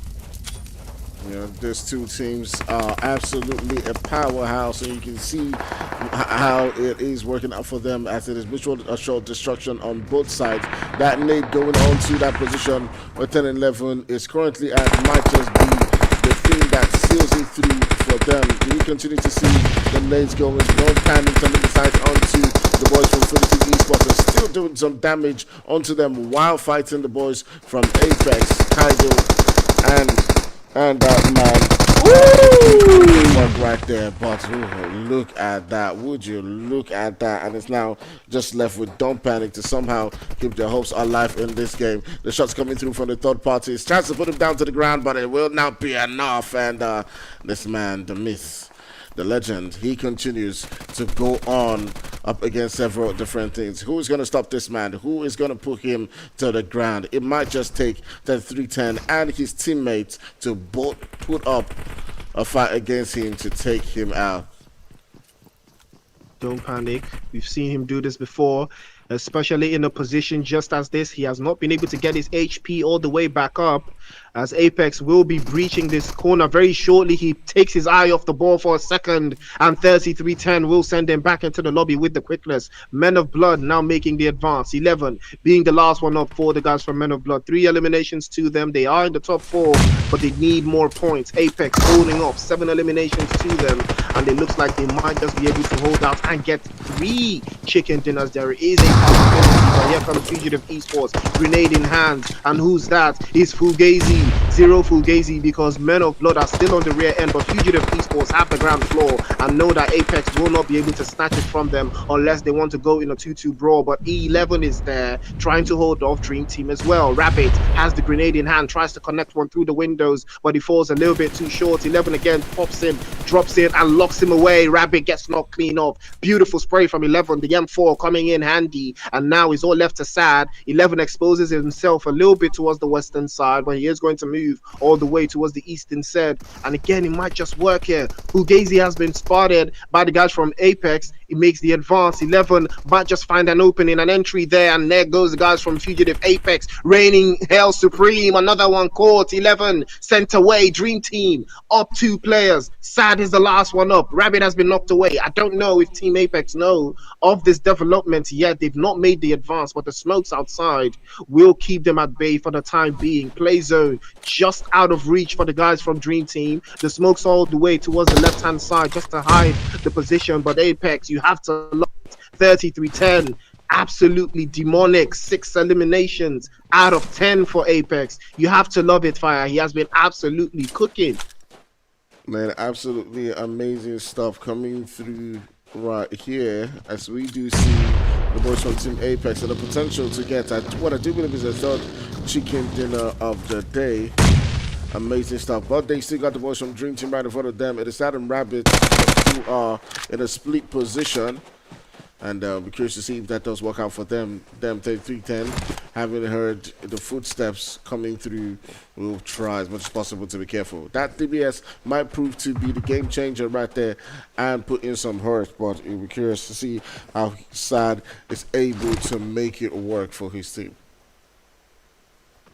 Absolutely beautiful performance coming in from Team Apex. You know, Dream Team will have to rise to the occasion. They've been having horrible games throughout today, but finally they've been able to do something about it. They've got 7 eliminations, and potential for a double-digit finish is not likely here, because the max they can do here is 9, as Team Apex are trying their absolute best to hold off. But let's not forget, it is the DBS. Sad can't do something about this one. I don't know if Apex know that he is very, very close. He is inches close to them. It might require a little bit of action for that position. But the DBS, it takes away, you know, it takes away any fear you have. It gives you that confidence. You know, all of these players are absolutely ready to tear away with the DBS, especially the moment they have it. But now in a scenario like this, I would hence mind over matter. I would mentally, you know, set the guys for Apex up for failure by popping grenades or smoke grenades, you know, in an entirely different position, you know, to make them think that, oh, that's the position I'm trying to play from. But meanwhile, Sad is on the other side of a rear end with the DBS in hand. It could spell danger for the guys from Team Apex, but the play zone will be a very, very decisive now coming into the final third of how they want to play this. Dream Team, like I said, have not necessarily had the best best of days. 7 eliminations and a potential chicken dinner might change things for them significantly, after this game, going into the final game of the night. It is the NPL. You do want to make it into that top 17 to join teams like 21st Century, Afro Esports, and Vibe, the top three teams from the Rain split, the Hamatan split finals, from this season. So Dream Team do have to wake up. They do not have to allow, Team Apex to get wind of the plays they're trying to make, wind of their positions. So yeah, to 2 versus 2, everything's evened out. The play zone will decide where it goes. Yeah, absolutely. Both parties are currently just waiting to see, who does make that first move, that first mistake, and gets taken out right there. South deciding to switch to his M4 for a moment. I was just like, hey, you have DPS, you're holding M4. What's going on? While he's not been nerfed. I mean, come on. Stop playing. Woo! Look at. Oh my god. Oh my god, Apex. That is nasty. That was just nasty, man. Oh my days. I did not even believe. I did not even believe that they would do it, man. But oh my word, absolutely tearing through Dream Team. 3 out of 3 fire. What are they trying to say? That they're gonna win all the games? Come on, man. You're just taking a piss at this point. 3 games in a row. Apex have won all 3. All 3. The only team to do it so far in all of the playoffs. Apex winning the entire 3 games on a night. And this is a lobby that has 10-11, that has Cyclone Shield, that has Men of Blood as well. So many teams, man. And Apex win back to back to back. Come on. You can't even make this up. I mean, the rest of the teams are doing their best to hold off, but come on, man. 3 out of 3? If they do 4 out of 4, then we might as well take the MP and give them. Because Killian Shelle now, what are you saying, bro? What are you saying? Got me speaking Yoruba out here, bro. I'm not even Yoruba. Got me saying Killian Shelle on live stream, man. But GG to Apex, man. Yeah, GG to the boys from Apex. They have put up quite a performance over and over and over again. But that doesn't tell the whole story. There's still 10-11 who's been battling it out there, and they were on top before the day started. But I do believe that the leaderboard is probably most likely going to show the boys from Apex being on top right now. So we're curious to see, what that does mean. But before the games started, I don't think this is the current leaderboard. I don't think there's a current one, but I think this is the one before the last game, okay, with Team Apex currently leading the charge. So before this game even started, they were leading by 102. They were leading at 102 points right there. So we see them, still being in that number 1 spot, having played 6 games. So they were leading the boys from 10-11 with 5 points, and with this other winner chicken dinner again, they will continue to stretch that gap. But look at the difference between number 1, number 2, and the rest. Man, that is over 30 points. Going to 40-point difference between these two teams. It's over 40 points. It's over 40 points. Man, that is absolutely insane, man. Absolutely insane. But the competition continues, 3rd place to 6th place, all within the same range. Then you have Aatrox, the Sparrows, and the rest of the teams, coming into the 2nd page of the leaderboard. It gets trickier, it gets stickier from there, because No Gaming, No Rage Esports, and Foul Play, all these teams that have already completed their games from yesterday, and they've not been able to, crack the code. Yes, Men of Blood is seriously struggling at that bottom side, 0 survival. They do have a opportunity to do something about it. Unfortunately, I think Dream Team, with their performance, have climbed slightly over them, and we're going to be seeing how that works, coming into the final game. But ladies and gentlemen, it is the NPL, the playoffs, the rain split, and this is the final day of week 1 of the playoffs. You are going to see more of this action, coming in the next week, next Friday again. But before that, we are going to be bringing you guys the final game of tonight. So do not touch that dial. We're gonna catch you guys on the break. Do you think you've got what it takes? The challenge will be tougher than ever.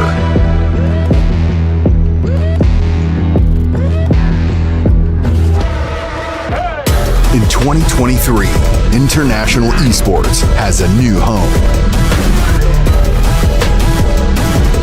Over 100 nations fighting for the championship in a celebration of everything that makes esports great. Who will rise up to the challenge? Who will be the world champion?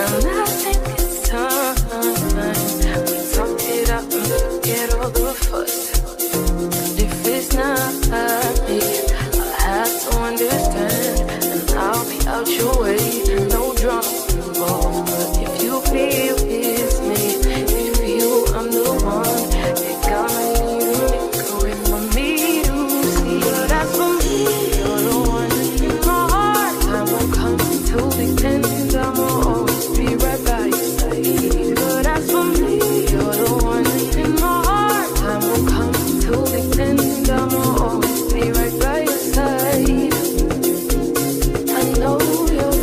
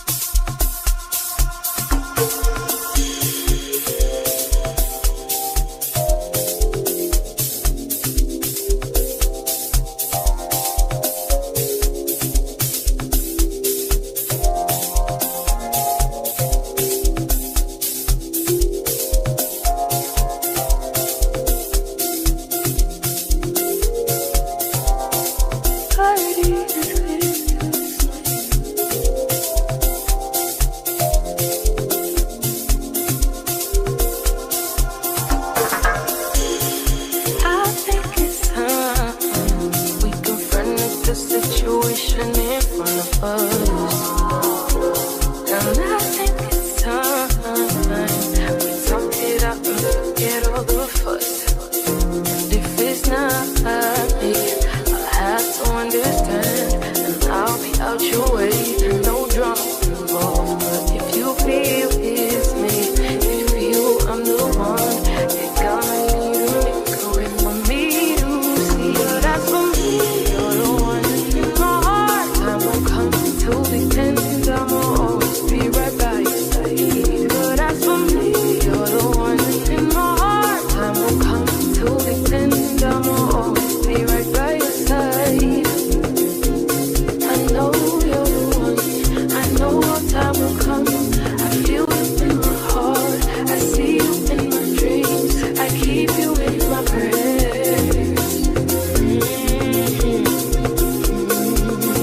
That's what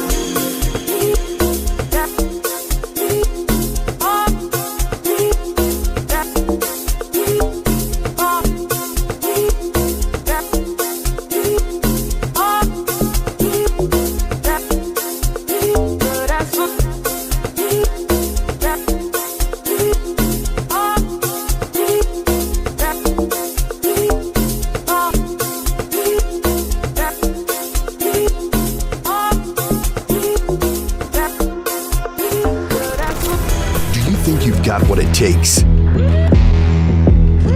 The challenge will be tougher than ever.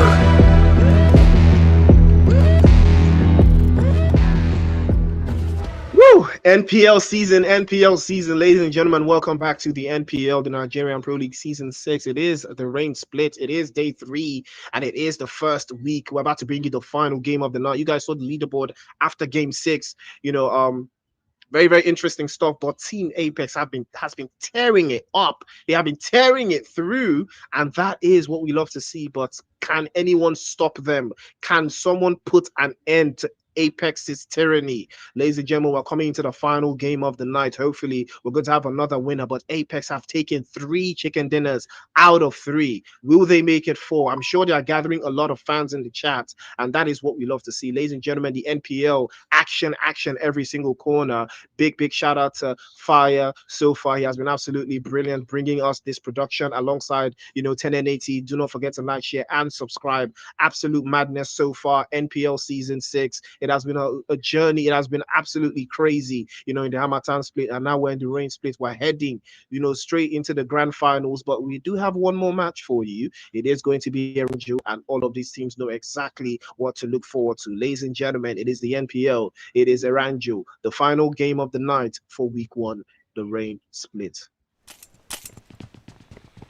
All right, so welcome back. Welcome. It is the final game of the night. We're going to be seeing so much action going down all the way around that northern side. I'm seeing 3 teams heading towards the same vicinity. It is 0 as well as the boys from 10-11. And you're now seeing that map, that map right there. So you can see moving all the way towards that northern region. But 10-11, you've got Kaido up right there, and around this same vicinity with this very, very dangerous boys. There's also Aatrox, who have gotten themselves into a little bit of a fight, but let's turn our sights back onto the boys from 10-11, as they have started out a fight with the boys from 0. Let's quickly turn on to Interesting problem. It will Imagine you won't use cutlass. You see, Fire, we talk about this. We talk about this. This is exactly the same thing between Aatrox and Dare Esports in Miramar. You cannot be landing on teams like 10-11, especially in areas that they are very, very, very familiar with. That is the danger, of playing exactly like this. You play into a trap. Every single time. Oh, that's a nice one from Sus Baby there onto Ninja's position. Knocks Falcon clean off. Cyclone Shield in a serious danger here. Another one goes down. Aatrox doing a fantastic job of holding you off. Stoner turned his back to the ops, and that is not what you want to do. As Aatrox have them by the neck. Cyclone Shield will need to do something about this one, though. Unfortunately, Falcon does get confirmed by Quila. Aatrox again doing a fantastic job in a 4 versus 4 landing, and this is what we talk about: teams that know how to defend themselves when they land in another team's position. Aatrox is one of those teams. There are some teams that they are just very good at landing with other teams. If you fight them 4v4 normal Gidigbo standard, they go win. But when they land with you, they struggle. And oh my god.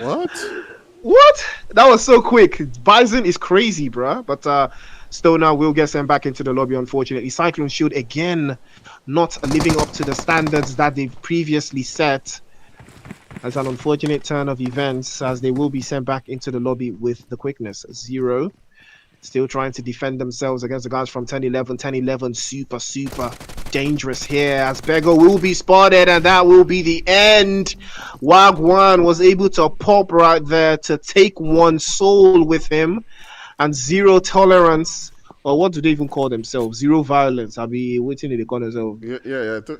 I think it's 0 tolerance. I think it's no, I don't think it's 0. Bro, how many 0 tolerance won't get for streets now? I know ZTS like 3 0 tolerance for streets outside of the Nigerian scene, like in the other region. I think Mauritius or something like that. But I know these guys 0 something. I saw their name was on the the leaderboards earlier. I'm trying to remember what their name was and what the performance metrics was from them. I think they were able to get a couple of, I think 0 survival. Yeah, that's the team name.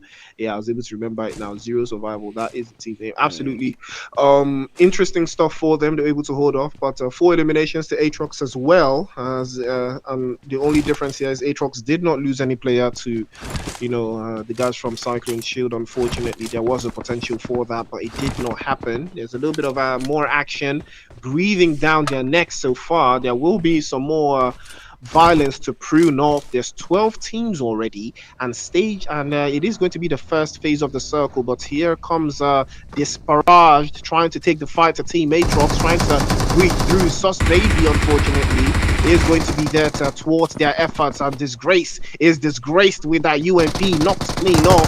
Chaos is holding the top floor. Grenade bounces just too close for comfort. A little bit of a warning there. Aatrox trying to hold off. Again, another one goes down. Chaos, unfortunately, a little bit too chaotic for this scorer. So much damage to them. And Chaos has been sent back into the lobby. Traitor pops the grenade to the left. Aatrox trying their absolute best to hold up, but Vibes does get knocked away. Aatrox, unfortunate scenes for Disparaged here. They don't go buy markets where they know if you pay for. An unfortunate turn of events here. Traitor still trying to make the advance and pop right through with the UMP, but he is going to fall a little bit behind there, and he will let the reset. Nice touch from the UMP there, knocks one clean off. Another one goes down easy, swept away. Traitor trying to do 3 for 3. 3 out of 3. Traitor is crazy here, but Traitor about to do a 1 versus 4 against the guys from Aatrox, and it might be an unfortunate thing here. One goes down. Traitor absolutely tearing it up, but he has to take the advance, pops the grenade, and he's trying to forge another path for himself. Tries to take the advance from that corner, pops him again, and he goes down again and confirms him again. Trying to pop through the door, trying to pops him through, and Traitor! Oh my goodness! He even shoots into the crates to show to pee on them for domination. Traitor, it is called peeing on your enemy. Traitor is back. Traitor is back. Is him. He's back. Is him. He is him.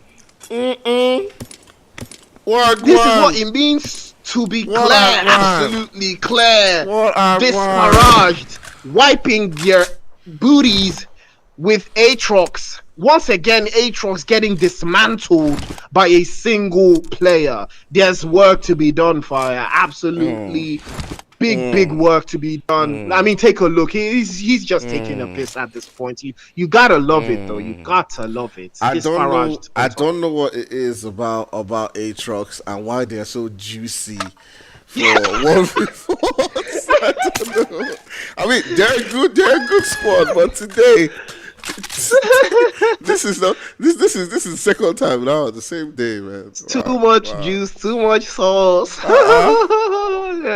They're oozing juices. It's like they're emanating one kind of pheromone or some smell that calls the ops to come and 1v3 and 1v4 them, because man, that was a disgusting sight. Man, Absolutely disgusting from Traitor.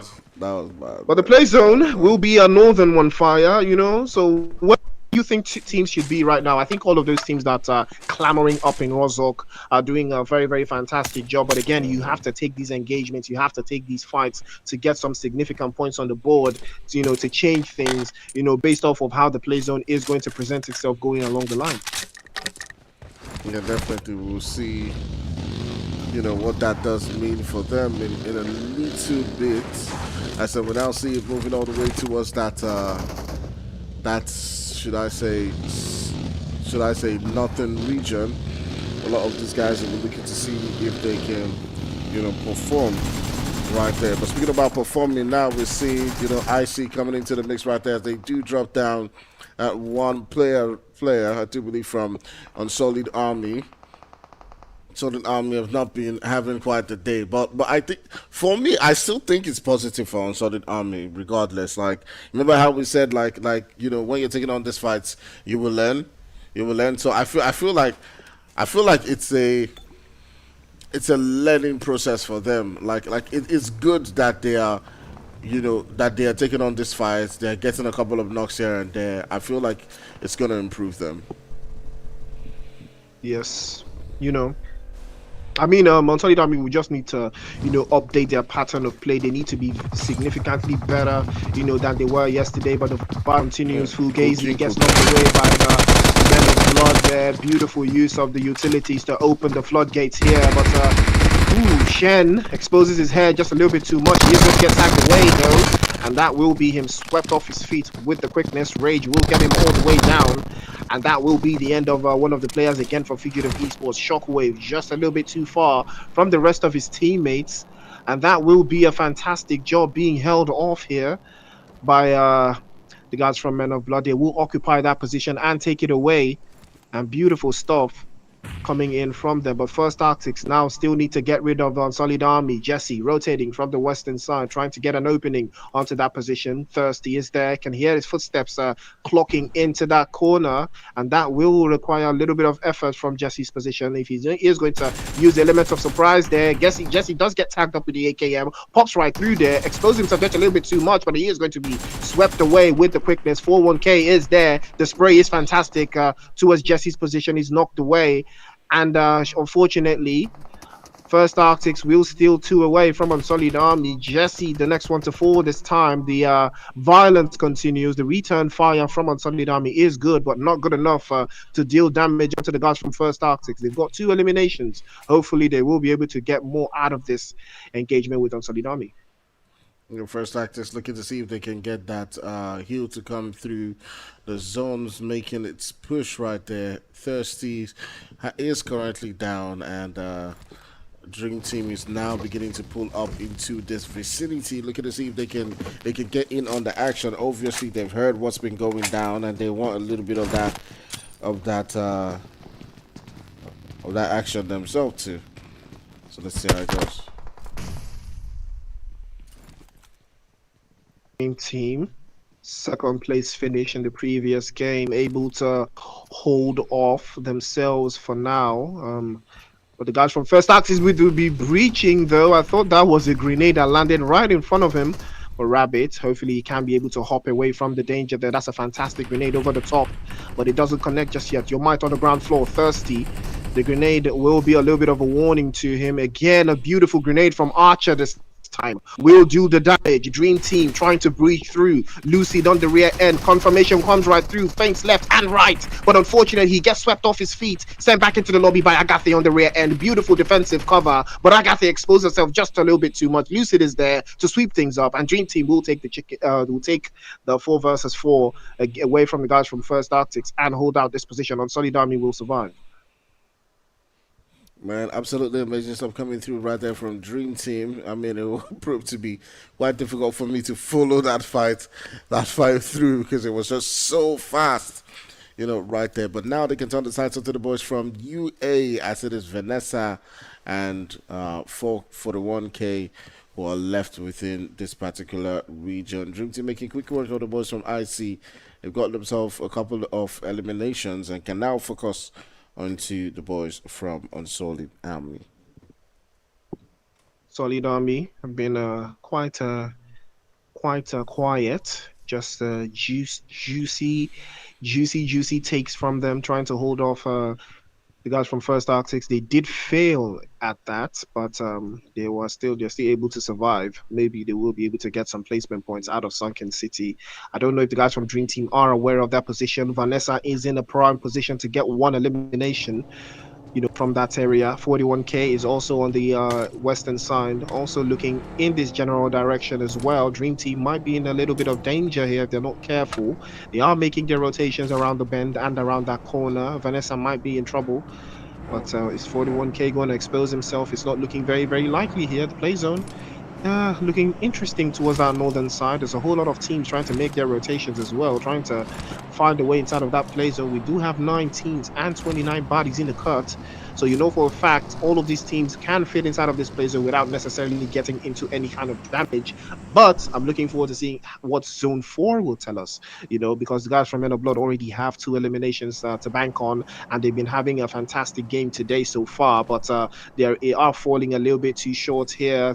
Don't Panic will look into the distance there and spray in. We have spotted Shaq inside of that window. He does have to be careful. If he does expose himself a little bit too much, he might be giving them the opening they've been looking for. Snuffy will be the one to break the chains, and now 10-11 might just start to make the advance. But here comes 11 just holding the fort. He might be able to be the one to hold them off, but take a look at the rotation from Don't Panic. He doesn't even go straight, he just goes around the corner.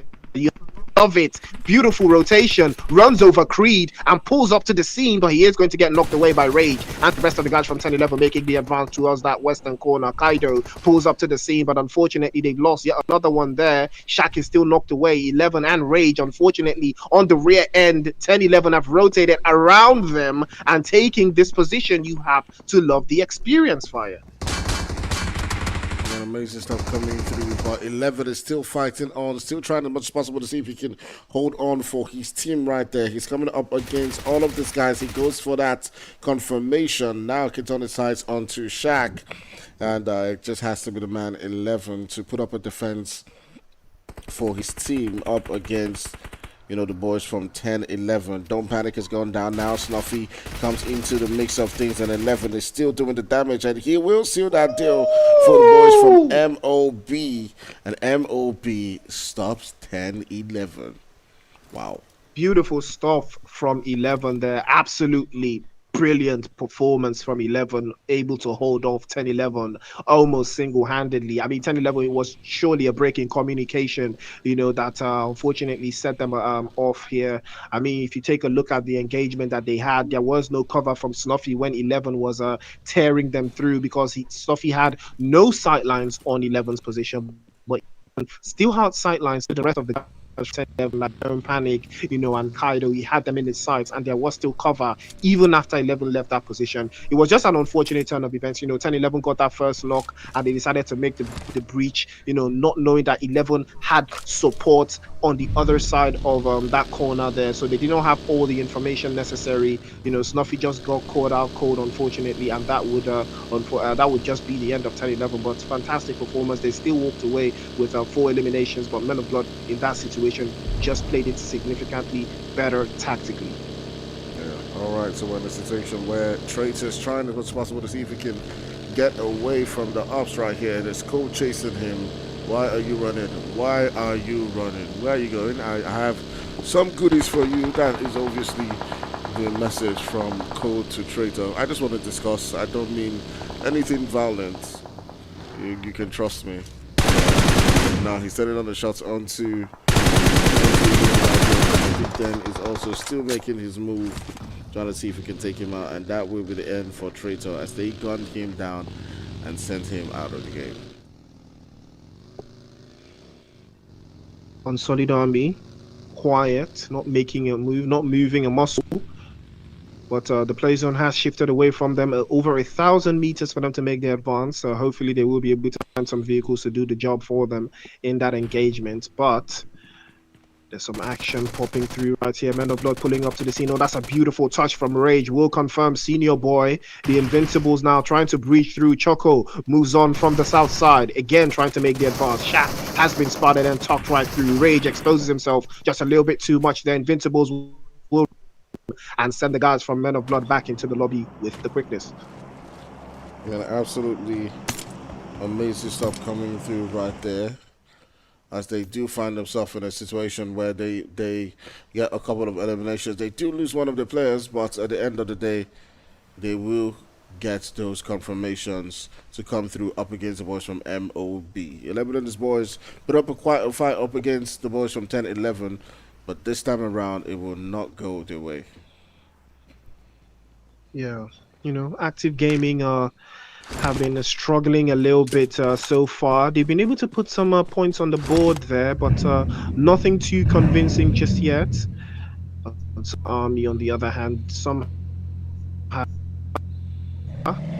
it's all left to 41k now to do something for them to get some placement points working for Solid Army here. He has a little bit of more rotation to do. Dream Team just hunkering about the edge of the circle there on that I would call that the southwestern side. There's a penchant for some action to walk through. As you can see, Apex once again navigating just from that northwestern area, or rather that northeastern area, and they are not overextending too much. The Invincibles smack dab center, just south of Saverny, trying to hold off. The play zone will be a deciding moment there, for them to hold out those positions, but hopefully they will be able to do something about it. Fire, moving to the next phases of the circle, it will get a little bit closer, a little bit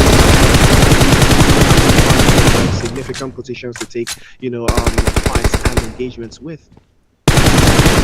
Yeah, the boys the shots onto the boys from Dream Teams as they do send on them shots onto them, but not able to make that connection that's actually required to put them down. Dream Team still holding quite a good amount of numbers in this game and still looking quite good themselves. We'll be looking to see if they can put up quite a good performance in this particular one.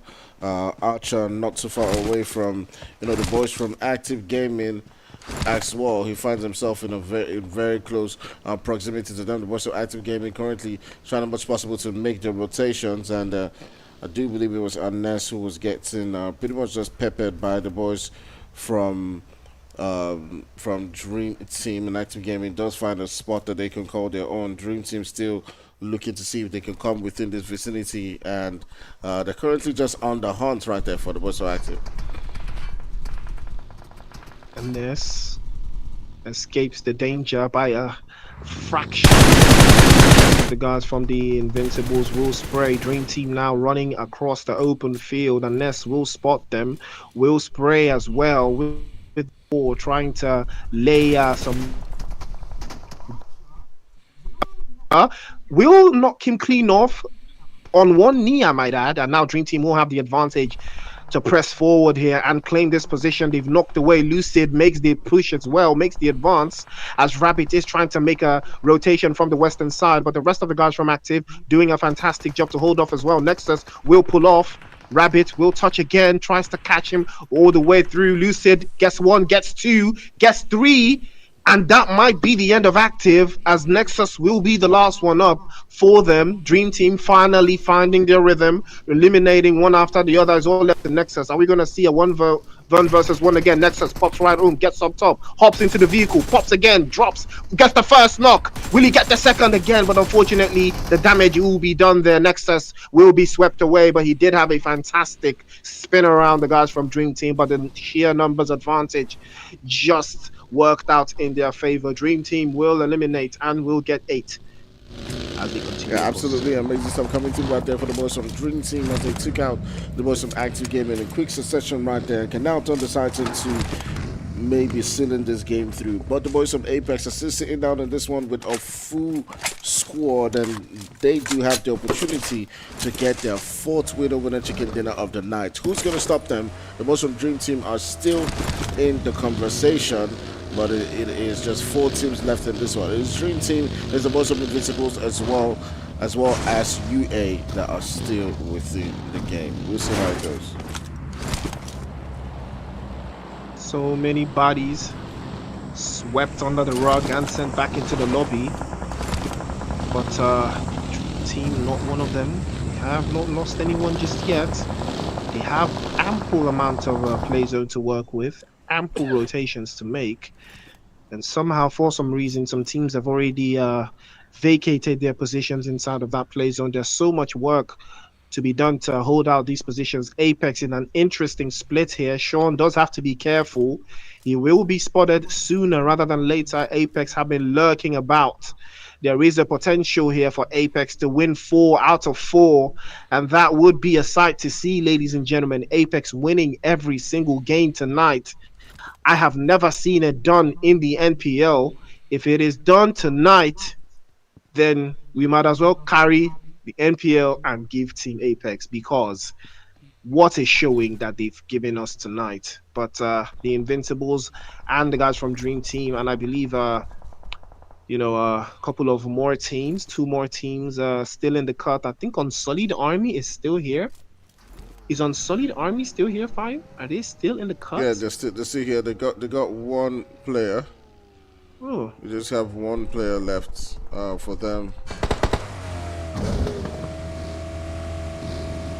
Yeah, they got one of the players, but not sure what is the plan right here. But Sad now beginning to get into that conversation up against the boys from Apex. Apex has one of the players who is currently knocked down, and the return fire coming through right there up against the boys from Dream Team, and you can see the work being let loose right there.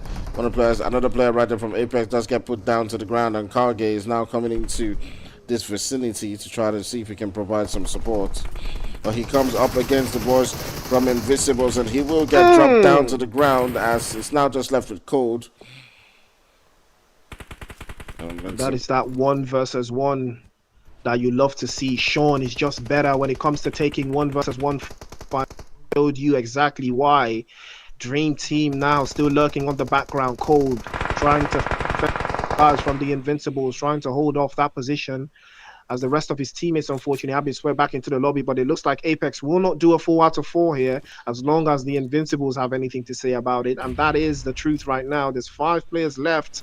It's a 3 versus 1 versus 1. Apex, can Cold do something? Can he snatch this away from the Invincibles? There's a possibility there, and there is a chance. He's prone on the ground. He has not been spotted just yet. There's 2 players from the Invincibles that are not aware of Cold's position, and he might just decide to spray and switch sprays here. Sean and Chinese. Ooh, he tried to spray there, but the trigger discipline is phenomenal there from Cold. He's sneaking up very, very closely. Might use a utility or 2 to do something here. He hasn't been spotted just yet. He's creeping. The DG in him is crawling out, but will he be able to do something about it? Sean hops into the vehicle finally to work some magic.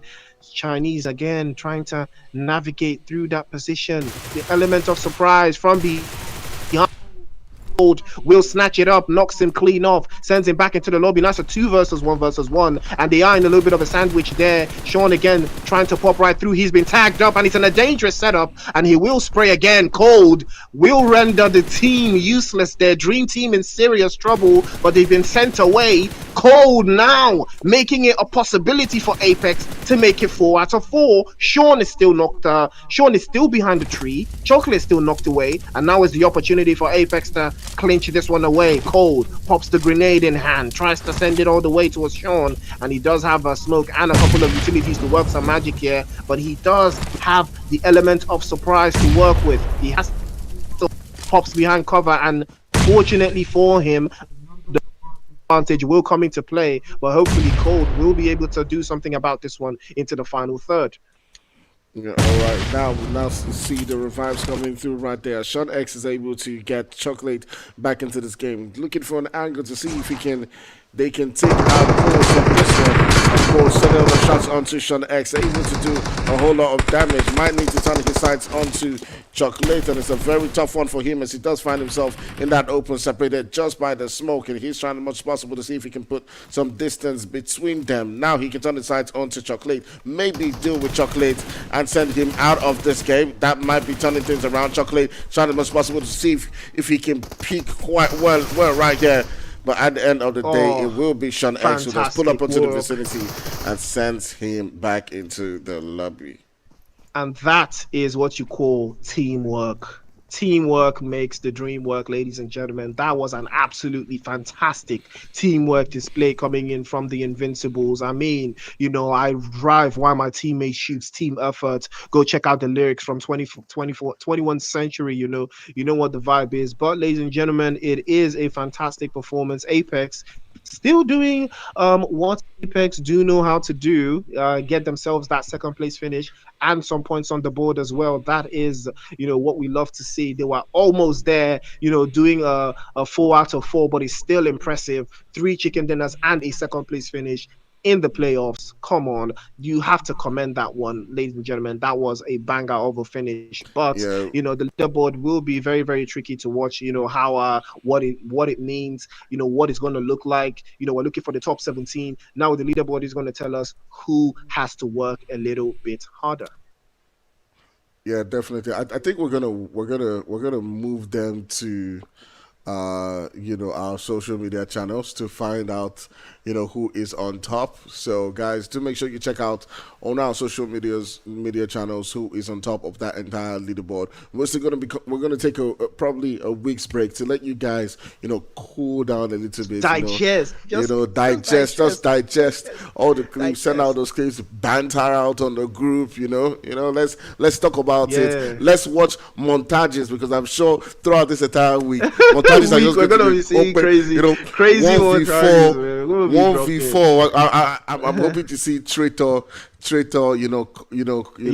what I want to see is Apex's team speak. There has to be a team speak after this performance. Yeah, definitely. There has to be a team speak. I want to see that. I want to watch, if it is stressful for them, if the NPL is, if they're having difficult still surviving, still putting in the work there, as a team. I want to see, or if it is a breeze for them. I want to see how it is from their point of view. I'm very, very invested in seeing, what that's gonna look like. I want them to show other teams that this is how we play. This is what you need to learn. This is what you need to improve on. That is the essence, of high tier tournaments just like this one. But ladies and gentlemen, big shout out to 1080 and Carbon, our official payment partners, for bringing you guys the NPL Season 6, the rain split. But PUBG Mobile content continues tomorrow as well. We will be having the WEC Africa Regional Championships. Nigeria will be performing tomorrow, and a couple of players from the NPL that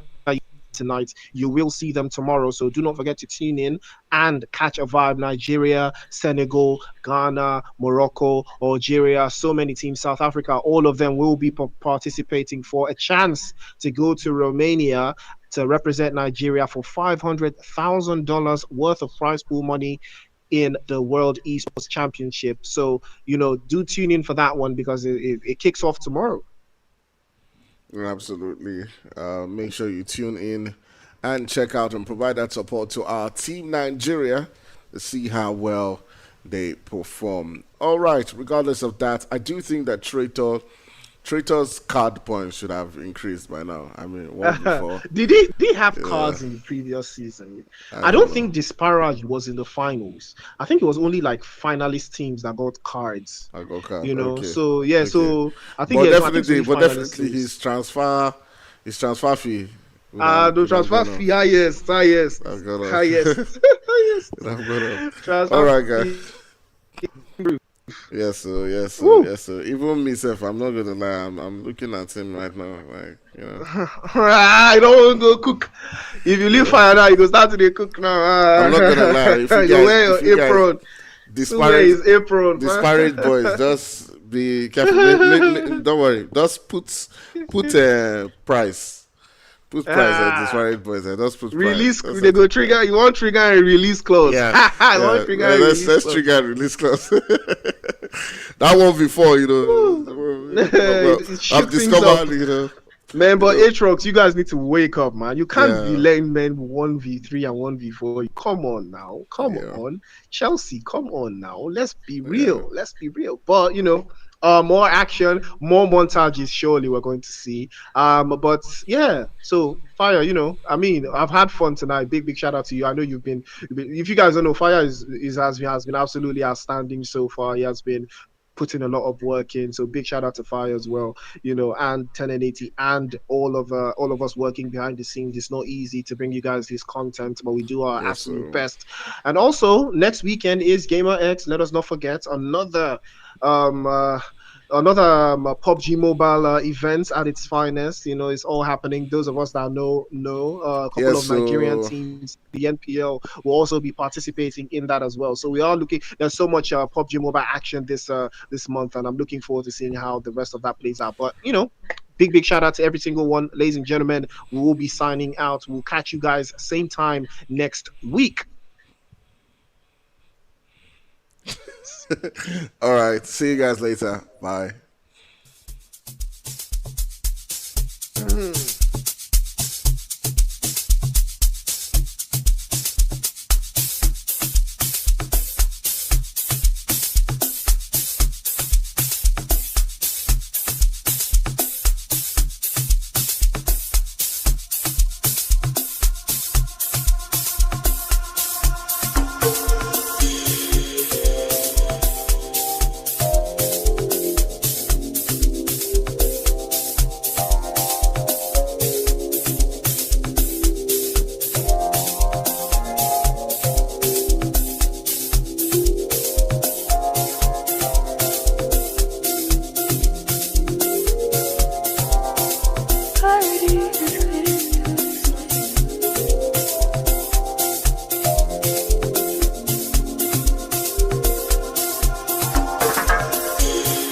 I think it's time we confronted the situation in front of us.